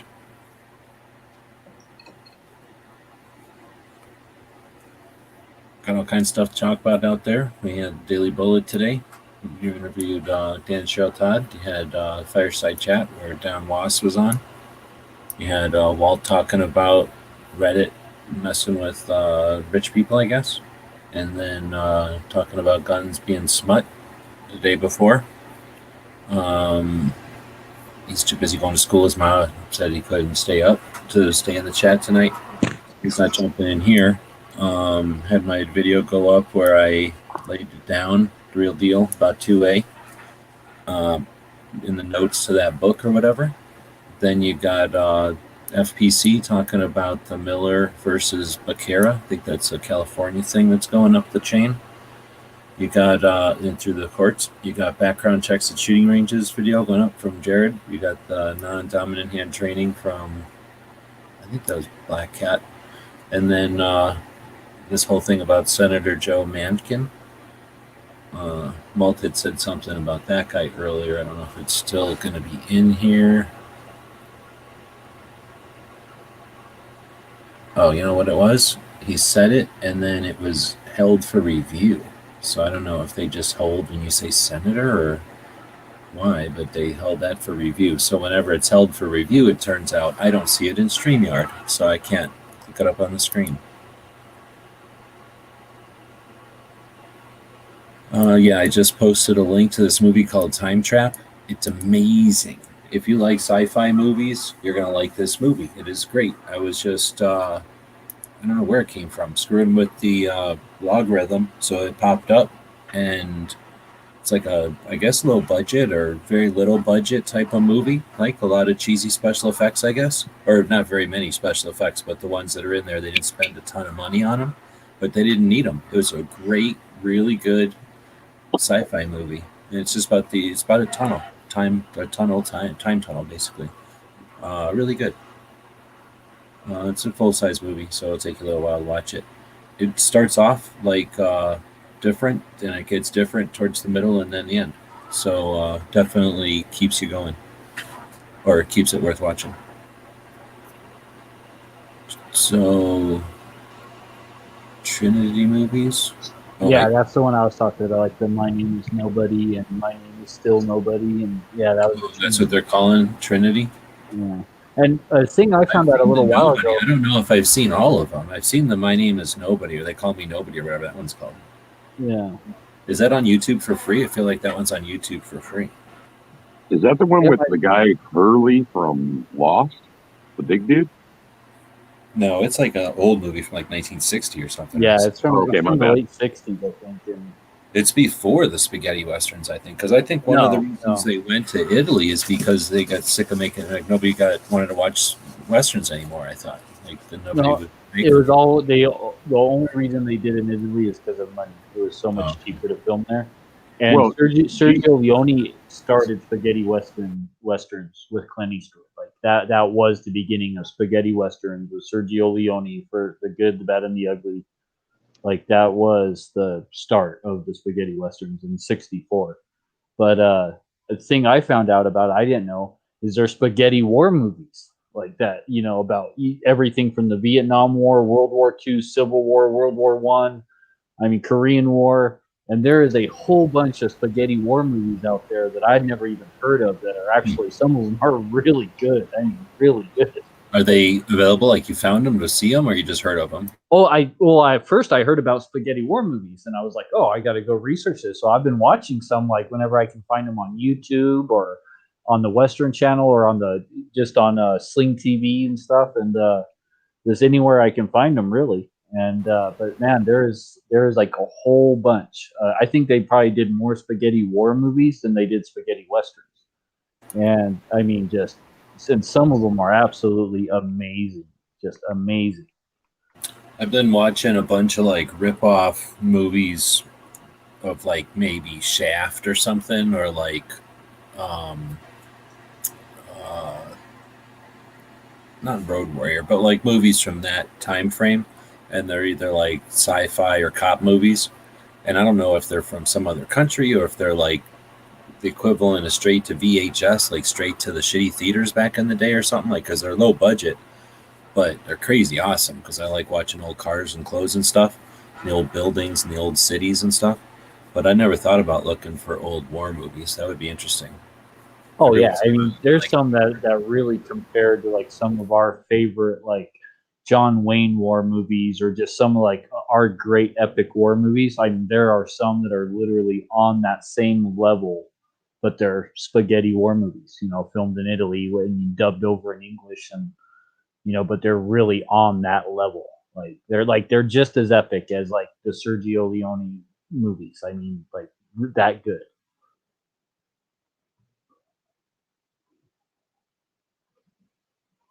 You pin the wrong button. So DJ is saying that True Grit killed the westerns? No, I was saying that westerns were pretty much dead. They were seriously on their way out when spaghetti rolled around, and that the move to television, Rifleman. Okay, I see what you're saying. Yeah, that helped to kill it off. And yeah, True Grit was 1969. That was the Duke. You know, that was Oscar. So, and the Rooster Cogburn character, I mean, just freaking excellent. That was kind of swan song, not just for him, but for that genre, you know, the master. I read this awesome interview with John Wayne where they were asking him where he got his like motivation from to play his character and all that, and you know how he kind of plays the same character in all of his films. And he said that when he was young, and I think it was like in the 30s or 20s or something, but he was real young. He was filming some movie or something. I don't even think he was the star of it. He met Wyatt Earp, right? And Wyatt Earp would come down, and because Wyatt Earp moved to L.A. and in his last years of his life, and Wyatt Earp would come down and watch these movies. And John Wayne got to know Wyatt Earp, and from then on out, every time John Wayne went to play a character, he played Wyatt Earp. Like that's where like his slow speaking and everything. He got all that from Wyatt Earp. Like, that was 1939. That was because of John Ford, right? Like John Ford knew Wyatt, whoever that old guy was, and I mean I don't remember it was Wyatt Earp, so I remember there was some old guy, real Western guy, and then John Wayne worked with him for like a minute because he didn't live that long, but then that's when John Ford or whatever tried to keep things legit. Am I saying the right name? The guy who made John Ford is one of my favorite American directors, absolutely. And Stagecoach, I think, is the one you're talking about. That was 1939. Yeah. You know, and that's when John Wayne was still kind of he was old enough to be a good actor already, but still young in his career. And then everybody else was getting on the way out, so he was like he took the baton, right? Yeah, wasn't anybody calling him Marion anymore? Oh no. And Wyatt Earp was his inspiration.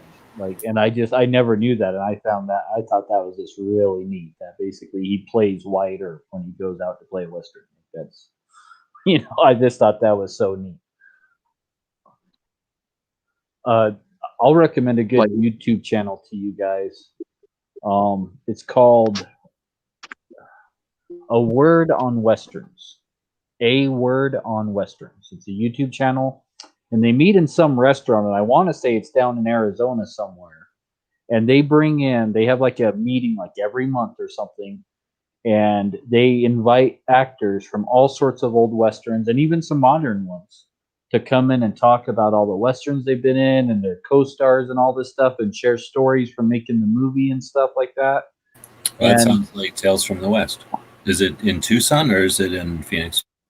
Or do you know? I think it might be in Tucson, but they meet at a restaurant, like at just some like regular restaurant, it looks like, and the guy gets up on stage and he's like I don't know his name, but he's like the main guy, and then they'll bring up an actor and he asks them, about filming this movie and that movie and his character and his inspiration. And man, I've heard some of the neatest stories about movies that actually, when you go back and watch the movie, it makes the movie even better hearing some of these stories, right?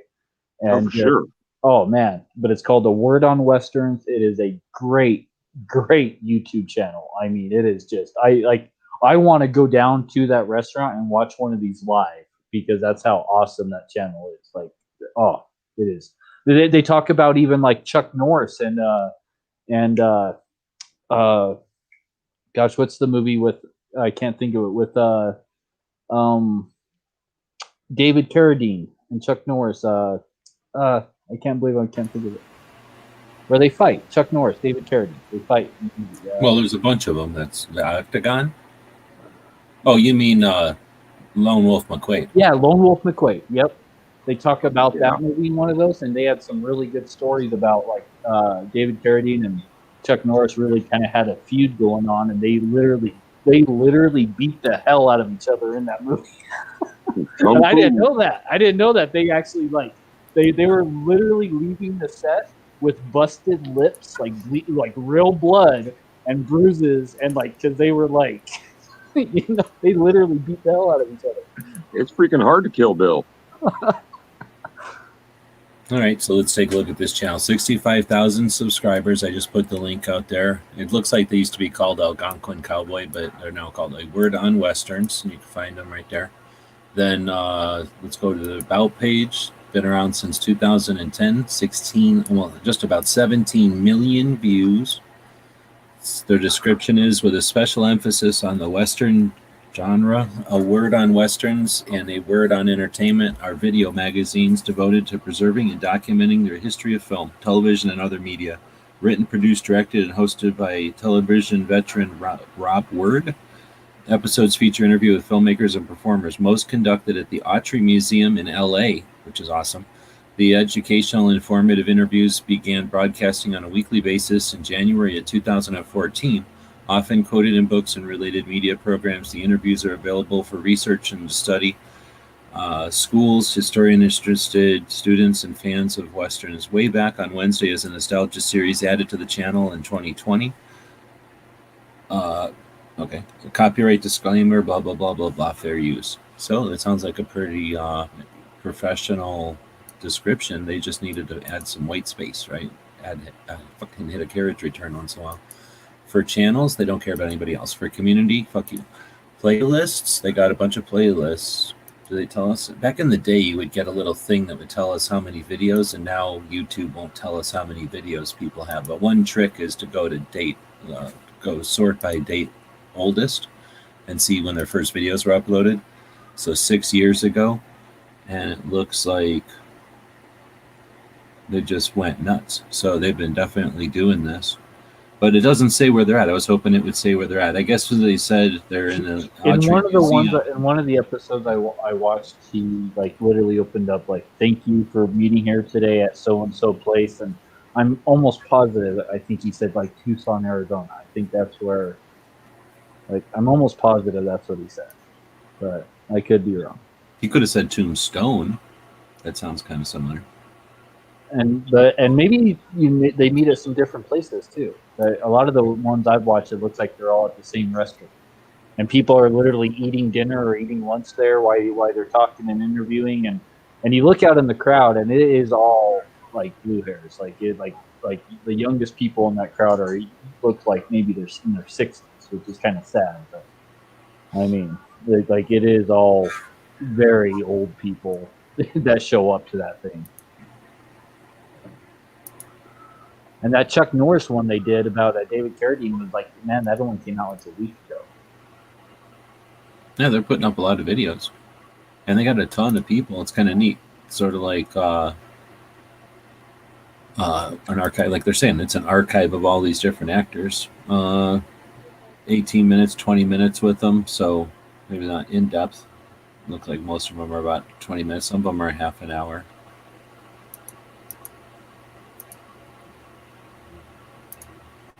This is one of my favorites. I really like this movie. Yeah, you need to watch that, like where he tells the story, because that's the actual director right there. That's the director. Oh, really? That'd be cool. Yeah.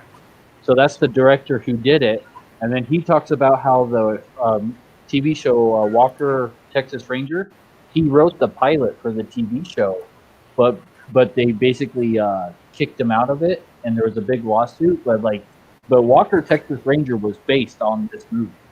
Well, of course, yeah. He plays basically the same character and everything. Well, no, Texas Ranger TV show is like watered down, but it's watered down. But it was supposed to be basically at the start, it was supposed to be a continuation of this movie. It was but then they had to change it up because they kicked him out. So for like copyright reasons and stuff, they had to change it just enough that he couldn't sue them. Right, like he talks about it during the thing. This channel's amazing. It really is. Yeah, this looks a lot different. I was saying there's this, in fact, there's this radio show down here. When I was doing stuff before YouTube online, I did a whole bunch of stuff for radio shows, helping them do not just their websites, but then helping them get their radio show onto the internet. And so, I was hanging out in radio stations because of that all the time. And one of the channels that I wasn't necessarily helping with, other than, consulting or something, was this one called Voices of the West, right? And it was one guy and his friend, and then maybe three other people that would kind of show up on a regular, semi-regular rotation basis, like whenever they were available kind of thing. But there's a lot of snowbirds in Arizona, and these are all old guys, super old, like our grandparents' age. And the one guy was from the radio or something. I think he did like advertising or some kind of radio job. So he was comfortable enough hosting the show. And then basically they just all got together, and I can't remember for the life of me. I think it was on Sunday nights or Saturday nights or something. And it was at some time when I only got to catch it occasionally because it was right in the middle of something else all the time. But it was awesome. They would just get together and talk about, they talked about music a lot too, which was, not my thing so much, but the old, Western songs and things that came from the soundtracks from the movies and the musicals and stuff, but also the movies and then the guns. Like they would chat a lot about the different guns. And then because we're in Tucson, all the different filming locations out here. But that was literally just them getting together at the radio station, if I remember right. And then whenever we did the second deck of cards, the Old West deck, that's during the creation of that deck, I consulted with the guy that ran that show, and then he passed away during the, once we were in the middle of making those decks. So we we dedicated the deck to him. But those guys, I did go to the show once the deck was made, just one time only ever, and that was after he had already passed. And they just sort of meet in a, like literally in a room at the radio station. I don't know if I would call it the studio, because I've been in studios with the glass and the foam and the walls and all that. It was nothing that fancy. They just went into some meeting room or just some coffee room or like a room where paper and the water cooler thing was. And they had a table at, and they just would sit a recorder down in the middle and just record their show, and then also have a mic that was live on the air. So it was pretty low frills, but they were literally tethered to that wire, so they were always in that room, so it couldn't have been the same show. But it sounds like this one like from looking at it, this one is, like 1,000 times more production value and way more on subject, like talking to actors. This show that I'm talking about, they wavered into guns probably 40% of the time, and then the rest of the time was divided up between like the movies, the actors, the filming locations, and then every once in a while, well, too often for me, the songs and the soundtracks from the movies. G, I know that you are into Red Dawn filming location, and I was watching a Word on Westerns, and they mentioned Red Dawn, a place that it was filmed at in California. Have you ever been to or heard of Melody Ranch in California? Wait, you're saying that Red Dawn was filmed in California? Yeah, part of Red Dawn was filmed in California at Melody Ranch. No, I got to go find it right now. So it's on that Word About Westerns show.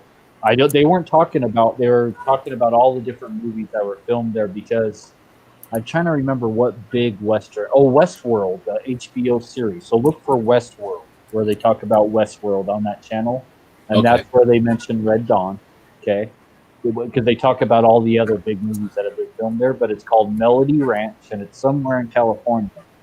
But yeah, like Red Dawn was, at least part of it was filmed at Melody Ranch in California. Okay, yeah, I could totally go there. I'm not sure where in California. I don't know where it's at. We're about to show you right now. So let me look. Dude, I am shocked shitless. There is a location that you did not know about or have not been to. I never heard of a California filming location. So this is California. It's on this side of the country, this side of the continent. And if you zoom into the lower third of it, you get to Los Angeles. Lost Angels is what it stands for. Down below is San Diego, stands for San Domingo. And then you come over here and you zoom in. So this is where the Hollywood sign is. This is where downtown Los Angeles is, where the riots happened. It's like right here. And then this is where Rockford Files is. And then you come up, and this is Simi Valley. And then you come up, and this is Magic Mountain. Holy crap, is this far up? We really came up here. So that means that where this movie ranch is right near where the Sundance Ring of Fire guns were. So there was the main guy, and then his son, and then his daughter, but then his nephew started a company called Sundance, and that one did a grip safety on their guns, and they had that laser. So we went up and found that place. It's right in here somewhere. So this place here is really close to where the 25 ACPs from the Ring of Fire companies that had a built-in laser. And it might have been one of the first companies to have a built-in laser. So this looks like, dang, look, it's just right in the middle of everybody's houses and stuff now. Like, it's just grid work around there. These are just... That's where Westworld is, I guess, currently being filmed, that HBO series and stuff. But that's what they're re-popping that?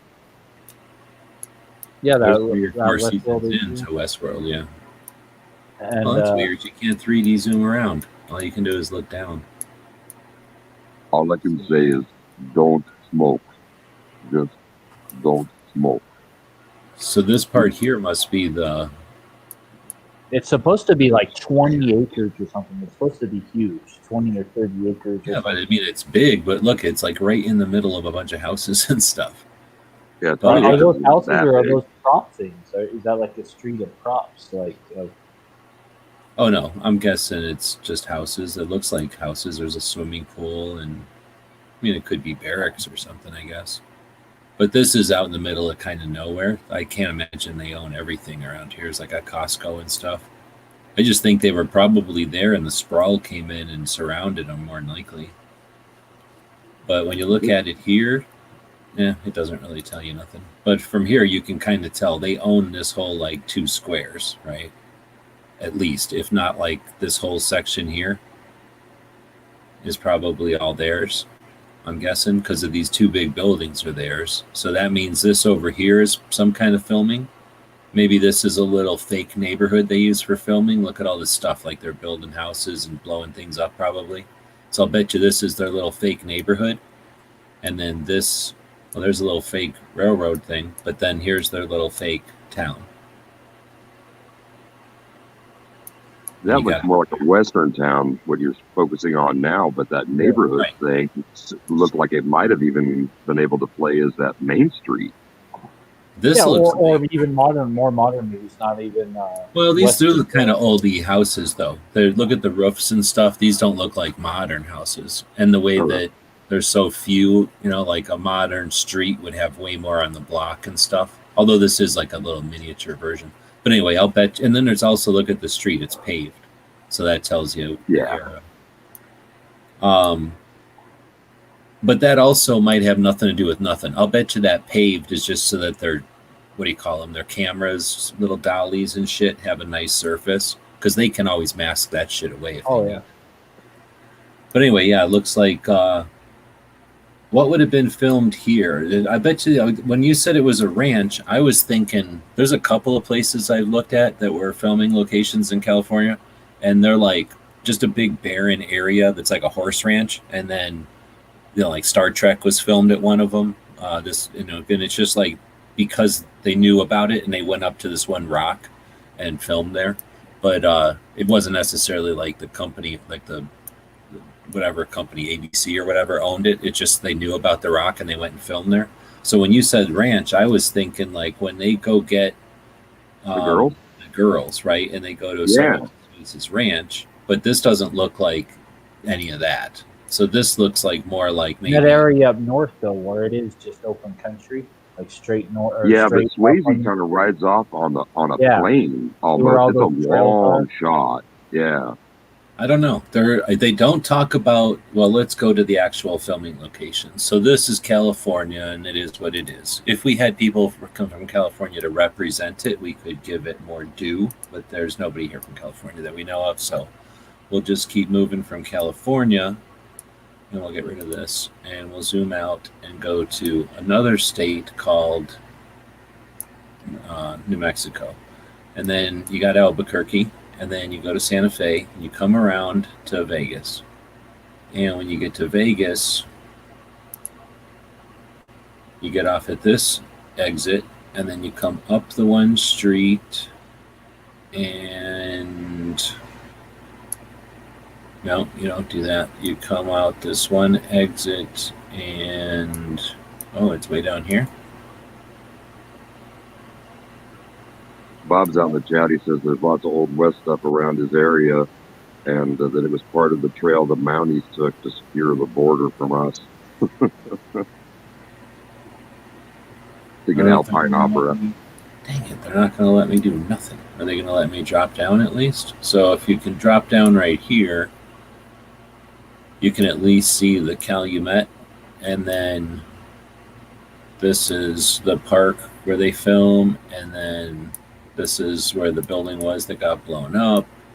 And if I jumped over here, that's the driving into the town or whatever. This corner is where the sign or the welcome center was, and they blow up the thing. If you go up over here, this is now it's a bank, but it used to be this drugstore. They kept the sign and left it on the side of the building, but it used to be right here. And if you went inside of here, you can't go in there because they'll never let you in because it's a bank. But if you can see in it all, you can't. But this is where they go in to get toothbrushes, and there's like that walkway around the roof. If you go up and look in the window, you can see the walkway around the roof. And if you try to take video through the window, they look at you funny. But otherwise, that's about all you can recognize from that part of the town. If you jump up into space again real quick, and then go north. Well, okay, you can first, of course, go down this street, over to this place and go into the back because that's where the scene is. And then you get this hotel, which recently was bought by somebody and they're rebuilding it now. But this is the scene where at the end they go run around and then they go hide behind these train tracks. And then somehow they climb out of those train tracks around here and up into this park over here. This park.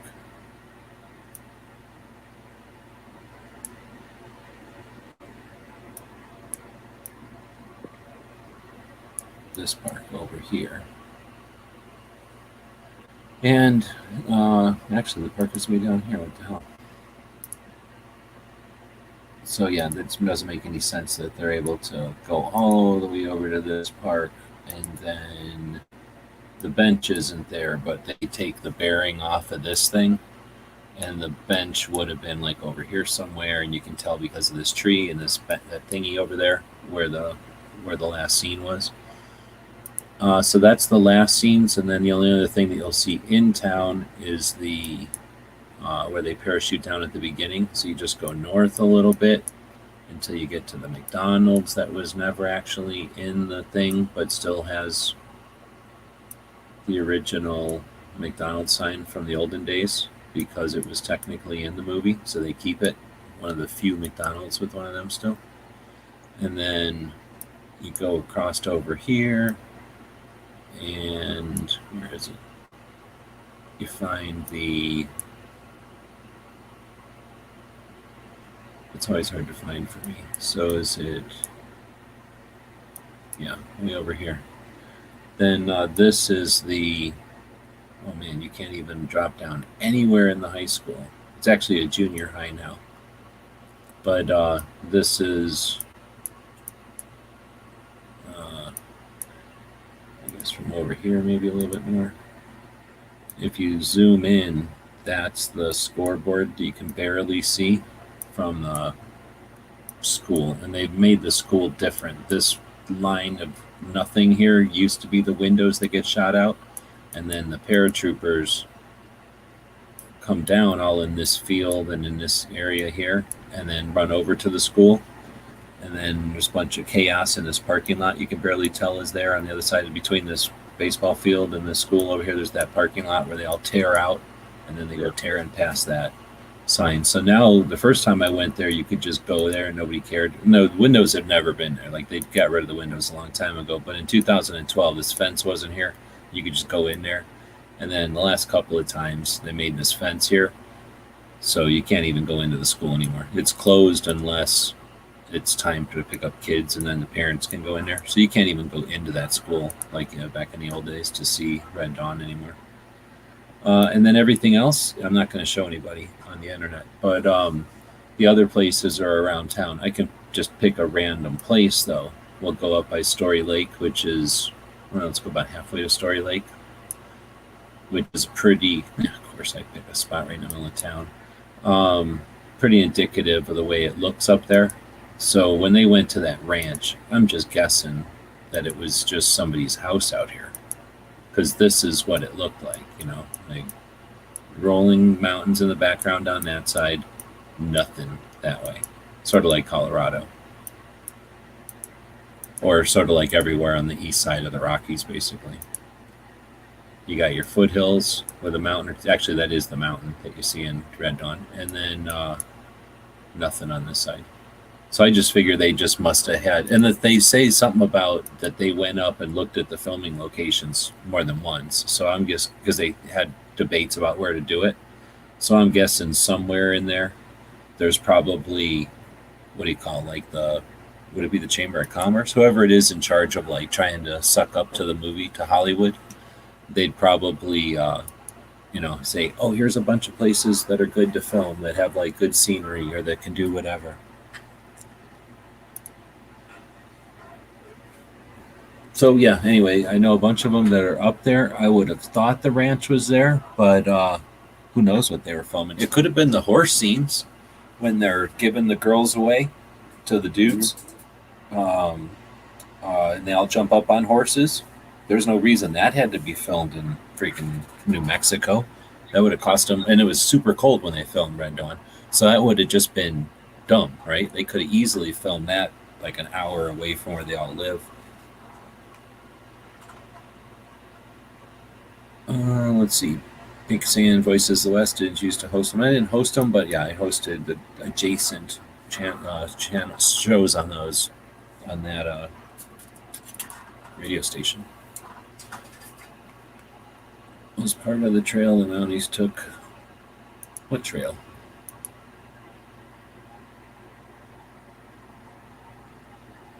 Oh, it just hit the 2-hour mark. Would have been good to stop it right there. So we get a little bit of the locations. I know about a new one, so it wouldn't be that hard from where I'm hoping to go to hit that thing. Like, it's literally around the corner. So, and so I'm going to go back to the screen capture. I'm going to go back to the map here. So we're looking at LA, which is down here, and Malibu, which is where Rockford Falls is at. Then you got Simi Valley, where other things are, and then you go north of there to where this thing is we're talking about. Now, there's something else that happened around in here, and I forgot what it is, but there's something that happens in here that's interesting. Semiconductors are invented, not semiconductors, something's invented around here, though. And then, I've never driven this way before, but I've thought about driving up here, up whatever this road is, I think. And then when you get up to here, this is like the beginning of aviation and military aviation. Edwards Air Force Base, you ever heard of that? Yep. Boom, right there. And then one time I was looking around, we have a giant airplane graveyard here in Tucson because it's the third largest standing population of airplanes from what I might understand, because they don't rust, so they put them all here. And companies don't put their planes where the Air Force puts theirs. So there's only like 5 places where airplanes are piled up, and like 2 of them are in this area, if I remember right. So not that you can go look around them. Like back in the old days, you could say, hey, I'm going to go look around your airplane junkyard. And they'd go, I don't care. And then you would just go back. And you ever seen like the movie Harley Davidson and Marlboro Man? Yeah. Movie. Back when I first moved out to Tucson, I could just go into graveyards, junkyards that were like that. When they go into that movie, that's in the graveyard, like the real Air Force graveyard, because there's so many planes. But the junkyards had fewer planes in them, but you could just go into the planes, rummage around with a screwdriver, just like going into a car junkyard, except it was all airplane parts and stuff. And then you could just go in there and grab an altimeter. I did it a couple of times, but the problem is you'd go in there and grab some cool dial or something cool, and then walk it up there and go, oh, how much is this? And they go, oh, that's $750. And I go, Yeah. And then they go, you can just leave it here. Like, thanks. And then, so I only did that like 5 times, and then I'm like, screw this. I never find anything that's worth anything that I can buy, except for like I did buy some doors and stuff. But you can, it was amazing. You just walk around and relics and carcasses of airplanes and fart around, and it was like free, and you could take a screwdriver or saw or something, just cut a piece off and buy it off of them. It was awesome. But most of those cleaned up and got out of here. The ones that exist now don't let you walk around, and probably because of liability more than anything. But anyway, I still think it's neat, and since I could basically live on top of one, I figure it'd be neat to drive past a different one, even though it's going to be tiny, because they're going to have different planes piled up in it. I don't remember what it is. I remember looking at it one day, and if I would take this route out of LA, or like a lot of people, let me go back to a map, makes it more obvious. When people go to Vegas, this is like the route they take. And I think they can decide to take this route, and then they go right past all this stuff, and that's where I was thinking, oh, I should consider taking that route sometime. I've never, I don't go from LA to Vegas ever, but so it'd basically be going out of my way. But I keep seeing this, and here's the thing: let's say you are up in this area and you leave to go to Arizona.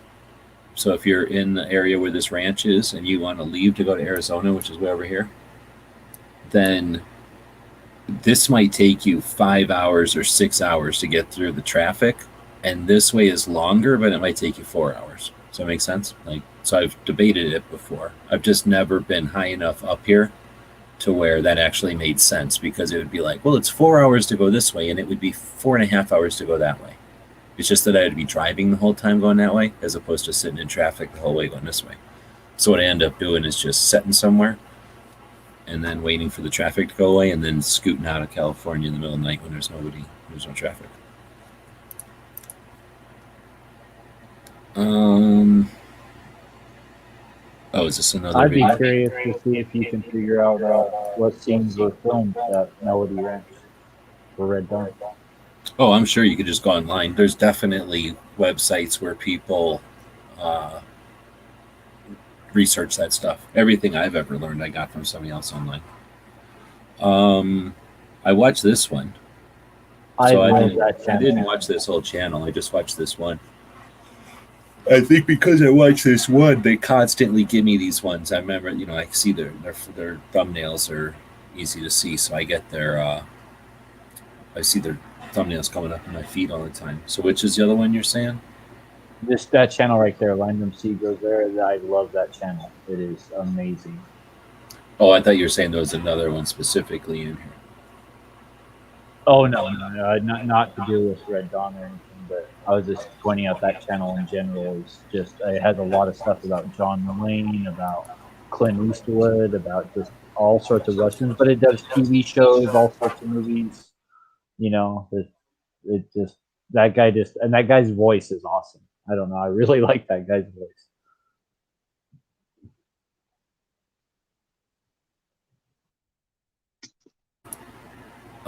Pants is saying, is that where all the A10s are? Yeah, all of the A10s are here. We've got A10s that are good to go that I can go drive past them and look at them. And then we got A10s that are just husks and shells and stuff. So there was this one I used to go talk to. They had it way at the corner. So I could walk over there and I would talk to it, but then they moved it. So I don't know why they did that, except for it was kind of close so that people could see it a little bit. But the way it was, where it was, you couldn't drive up and see it. You had to walk over there and see it. So I'm not sure why they stuck it there. Probably just some random reason. But most of the A10s are still being used. So when they, I think, from just observing, it's not like they tell you, but just from watching, like when so the one side of the graveyard is the airplanes are just in long-term storage, let's say. So they just put white stuff on the windows and leave them sit there. They cover all the holes and put white stuff over the windows and just leave them sit there. And then I think every 5 years they fly them around for a while and then put them back into storage. But they're just sitting there like on blocks. And then the other side of the graveyard is dead graveyard. That's where the B-52 factory is. So we took apart the B-52 factory and put it in boxes, and they're sitting out here. Like I could, they're right here. So then all the airplanes that are on that side are coming apart. They're taking lights off of them, taking off pieces of titanium. They're nothing. They're falling. They're being constantly stripped apart and stripped apart and stripped apart until they're worth nothing as parts, and then they take the carcass off and melt it down or whatever they do. So most of the A10s are over there in like long-term storage because they're good planes. They still work, unless they got something broken on them, I'm guessing, and then they take them over to the other side. But like I say, they get parted out quick. Like nothing on an A10 just sits around. There's like stupid French planes that are in there. I don't know why we have them in our graveyard. There's I don't know. Back in the day, just living here, I've figured out what they are, and they're dumb. Like they're just dumb planes that we had for like 15 minutes during Korean War. Like there's a bunch of those planes that still exist because nobody wants any of the parts on them, and we haven't decided to destroy them or something.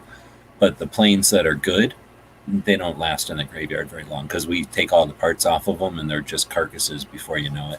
Well, the B-52 is still in service, I think, so I could imagine all the parts. So that's a different thing. They made a giant guillotine and they chopped those in front of satellites. So they would take a B-52, and you ever seen somebody take a hot dog sandwich and chop it into little hot dog slices? Yeah. That did that to B-52s. They would take it and chop its wings off, and then they would have this big guillotine, and they literally chopped it into fucking hot dog slices in front of satellites. They did that with all but a few of them. Because it's a treaty. What? I said demilling. Oh no, it destroyed the shit out of them. Like it didn't even like, let's make these into firefighting, or like a flying hospital, or like let's make them into like flying aid relief. No, let's just chop the shit out of them. So yeah, we just chopped them into nothing. There's still some out there. I see them fly around once in a while, but so you guys had a Martin plant down there too, because Air Force Plant #1 was down here in Bellevue. No, their plant. I don't know the plant where. I don't know where the plant was, but when you take the tour on the bus, they'll tell you Uh-huh. about how whatever treaty it was said we can't make B-52s anymore. So we're like, all right. So we didn't burn the building down. We just took all the machines apart and stuck them in boxes and stuck them over here in the desert. So if we ever need Okay. to make B-52s again, we just got to find a building and stick all those machines back in there, and we're making B-52s again. Because I think that they started up production right after Pearl Harbor, but they stopped before VE Day.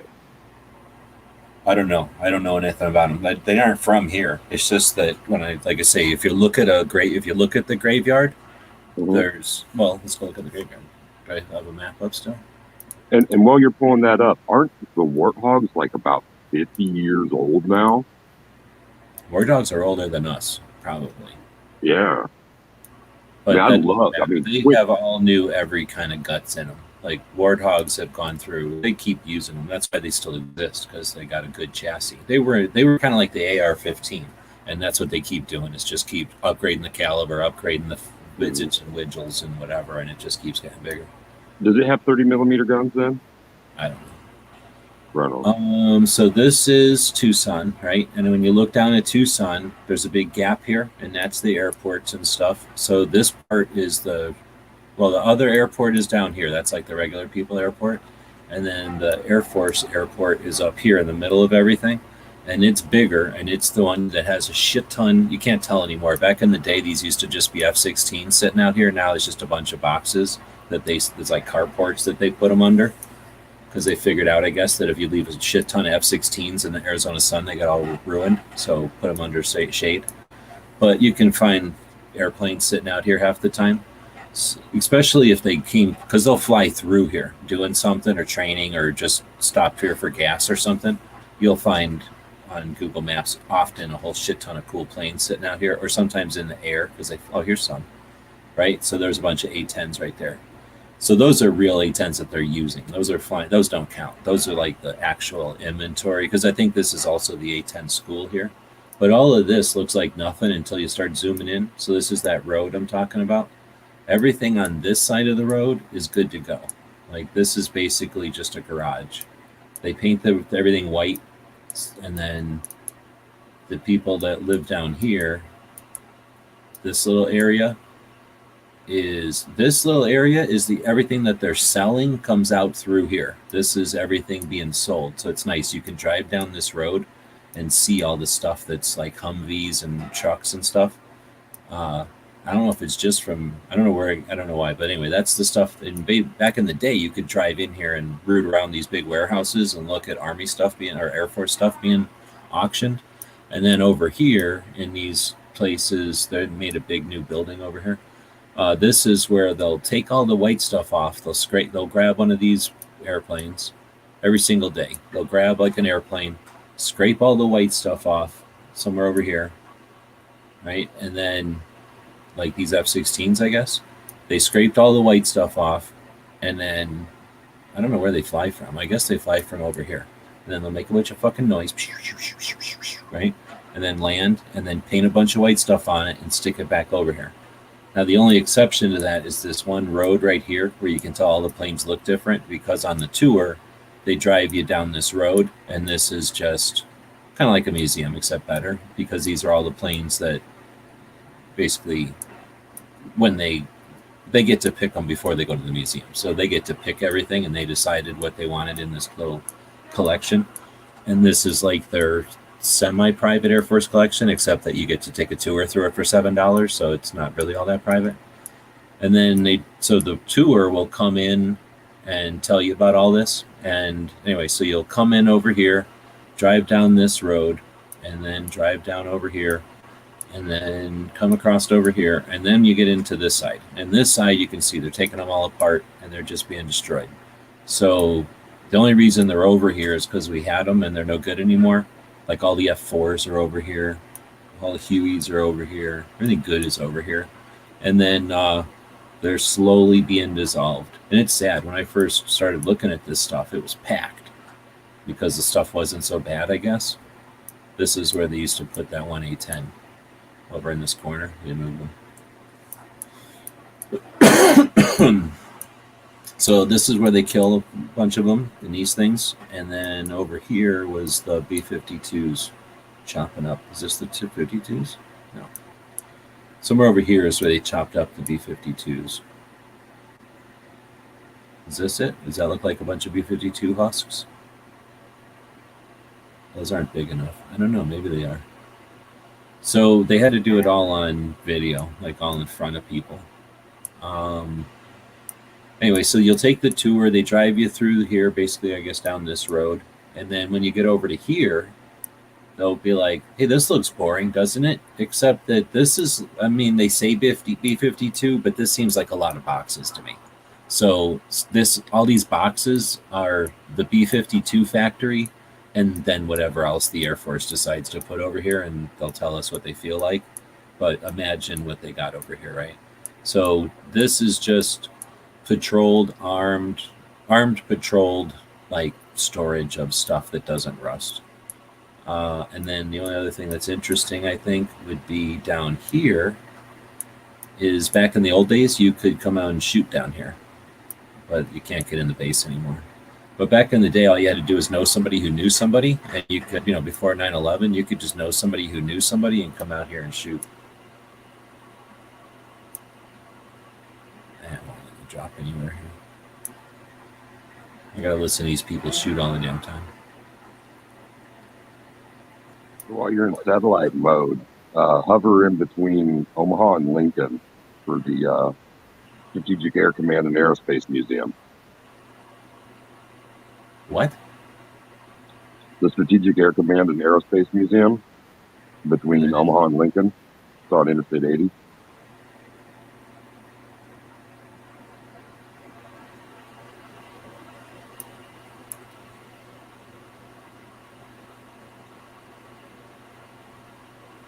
There's definitely stuff there that would have been down there at some point.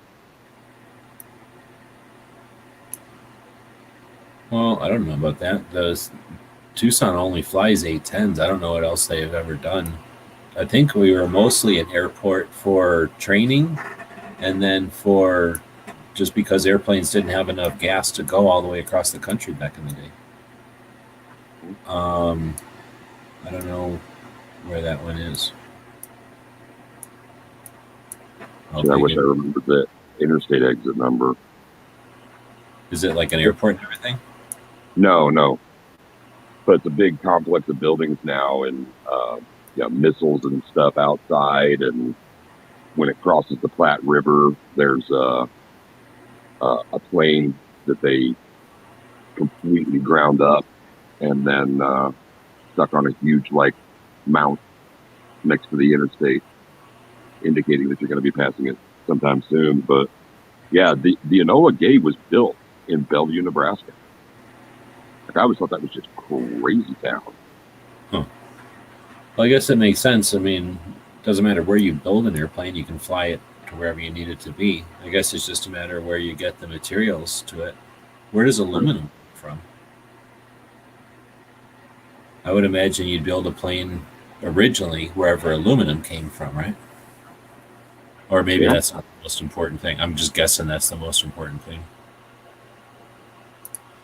So that was a long-ass answer to, that's where all the A-10s are. So we've got, I don't know if it's all the A-10s. I just think this is the A-10 school. So we do have some A-10s that are in the air every single day. Every single day there's A-10s in the air. And I know there's some out on the airport all the time. But I doubt these are A-10s that do anything, because I don't know what the range of an A-10 is. But it's, Arizona. So these are useless for anything except Mexico.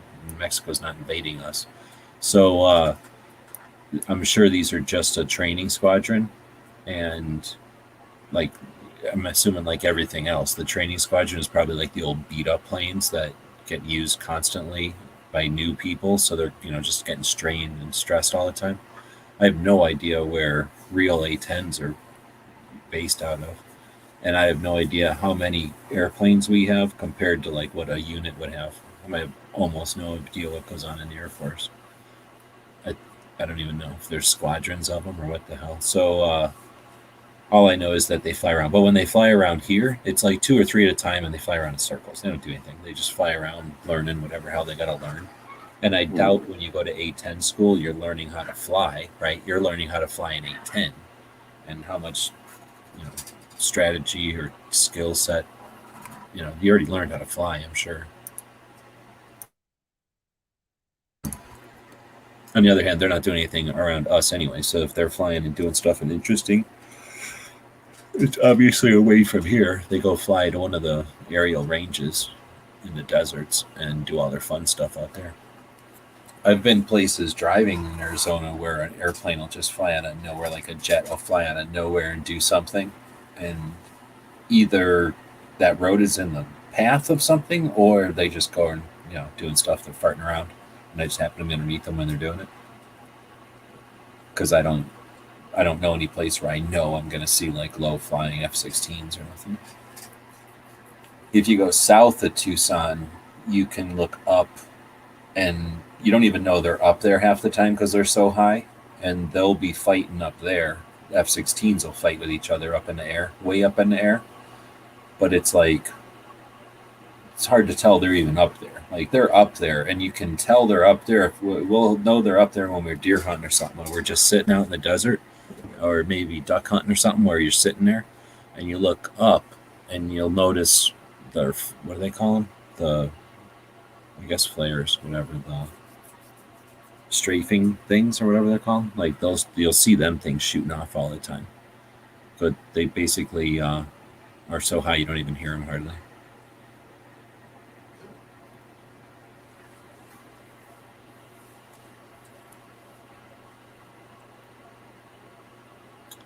We have them to test part fitment.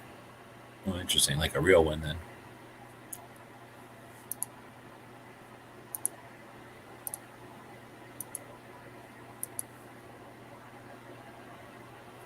Probably the French planes were surrendered. All right, well, it looks like we talked everybody out. It's 2:22, means it's 2 hours, 22 minutes into the show. I usually, same way that barbecue, will test to see if a brisket is done by poking it and jiggling it, and if the amount of bounce back he gets from the meat, so we don't get any All kind of that conversation. stuff is garbage. All you got to do is take your temperature probe, because a lot of people like to temper check, which I don't bother temp checking brisket at all anymore. If that temperature probe goes, you don't need to use a temperature probe. You could use a fork or whatever else. As long as it goes in like butter, or warm butter, that brisket's done. Yeah, well, that's what I do. If I don't hear nothing coming back from the chat and my two-way topics go out there and come out like they're coming out of warm butter, that's when we end the chat. So I think 23 minutes. Huh? 223. 2 hours and 23 minutes. Yeah, exactly. Yeah, because we're all over the place talking about airplanes now. I lost track of how many times I've gone now. So I guess we're ending it. So Don't forget Nueva Millimeter. What? Don't forget what? About Nueva Millimeter. Nueve Millimetrietta. Millimetrietta, that's right. So millimetrio, right, is where you're supposed to say it? Millimetrio? Millimetrio? No. Yeah. Millimetrio? Yep. Or millimeter. Was it millimeter? Millimetrio? See, this is why we can't have the Spanish conversation. We forget it in less than an hour. Yeah, seriously. So if it's supposed to be millimito, you can turn it into millimita, and now it's a girl, and it's wrong because it's not supposed to be a girl, so that's why it's funny.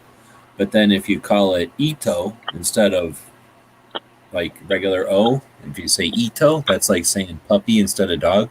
So like, what's dog? Perro. But if you say perrito, isn't that puppy? Oh, geez, I just always said papito. That's probably absolutely wrong. Oh, no, it's probably right, and I'm wrong, but that's how I do it, and it gets the point across, and they look at me funny, but they go, okay, you're talking about a puppy. So if I go nueve for 9, and then Milla, Mitri, or Milla, and then Mitriette, Met, and then that gets it into being a baby, and then at the end to making a baby girl. So Milla Mitrietta. But I might be wrong. it made Knives laugh, so that's all that matters.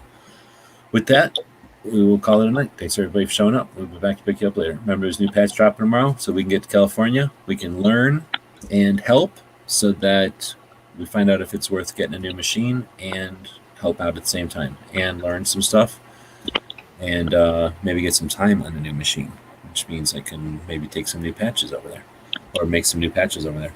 So stay tuned to the store tomorrow. Let people know, and we'll be back to pick you up later.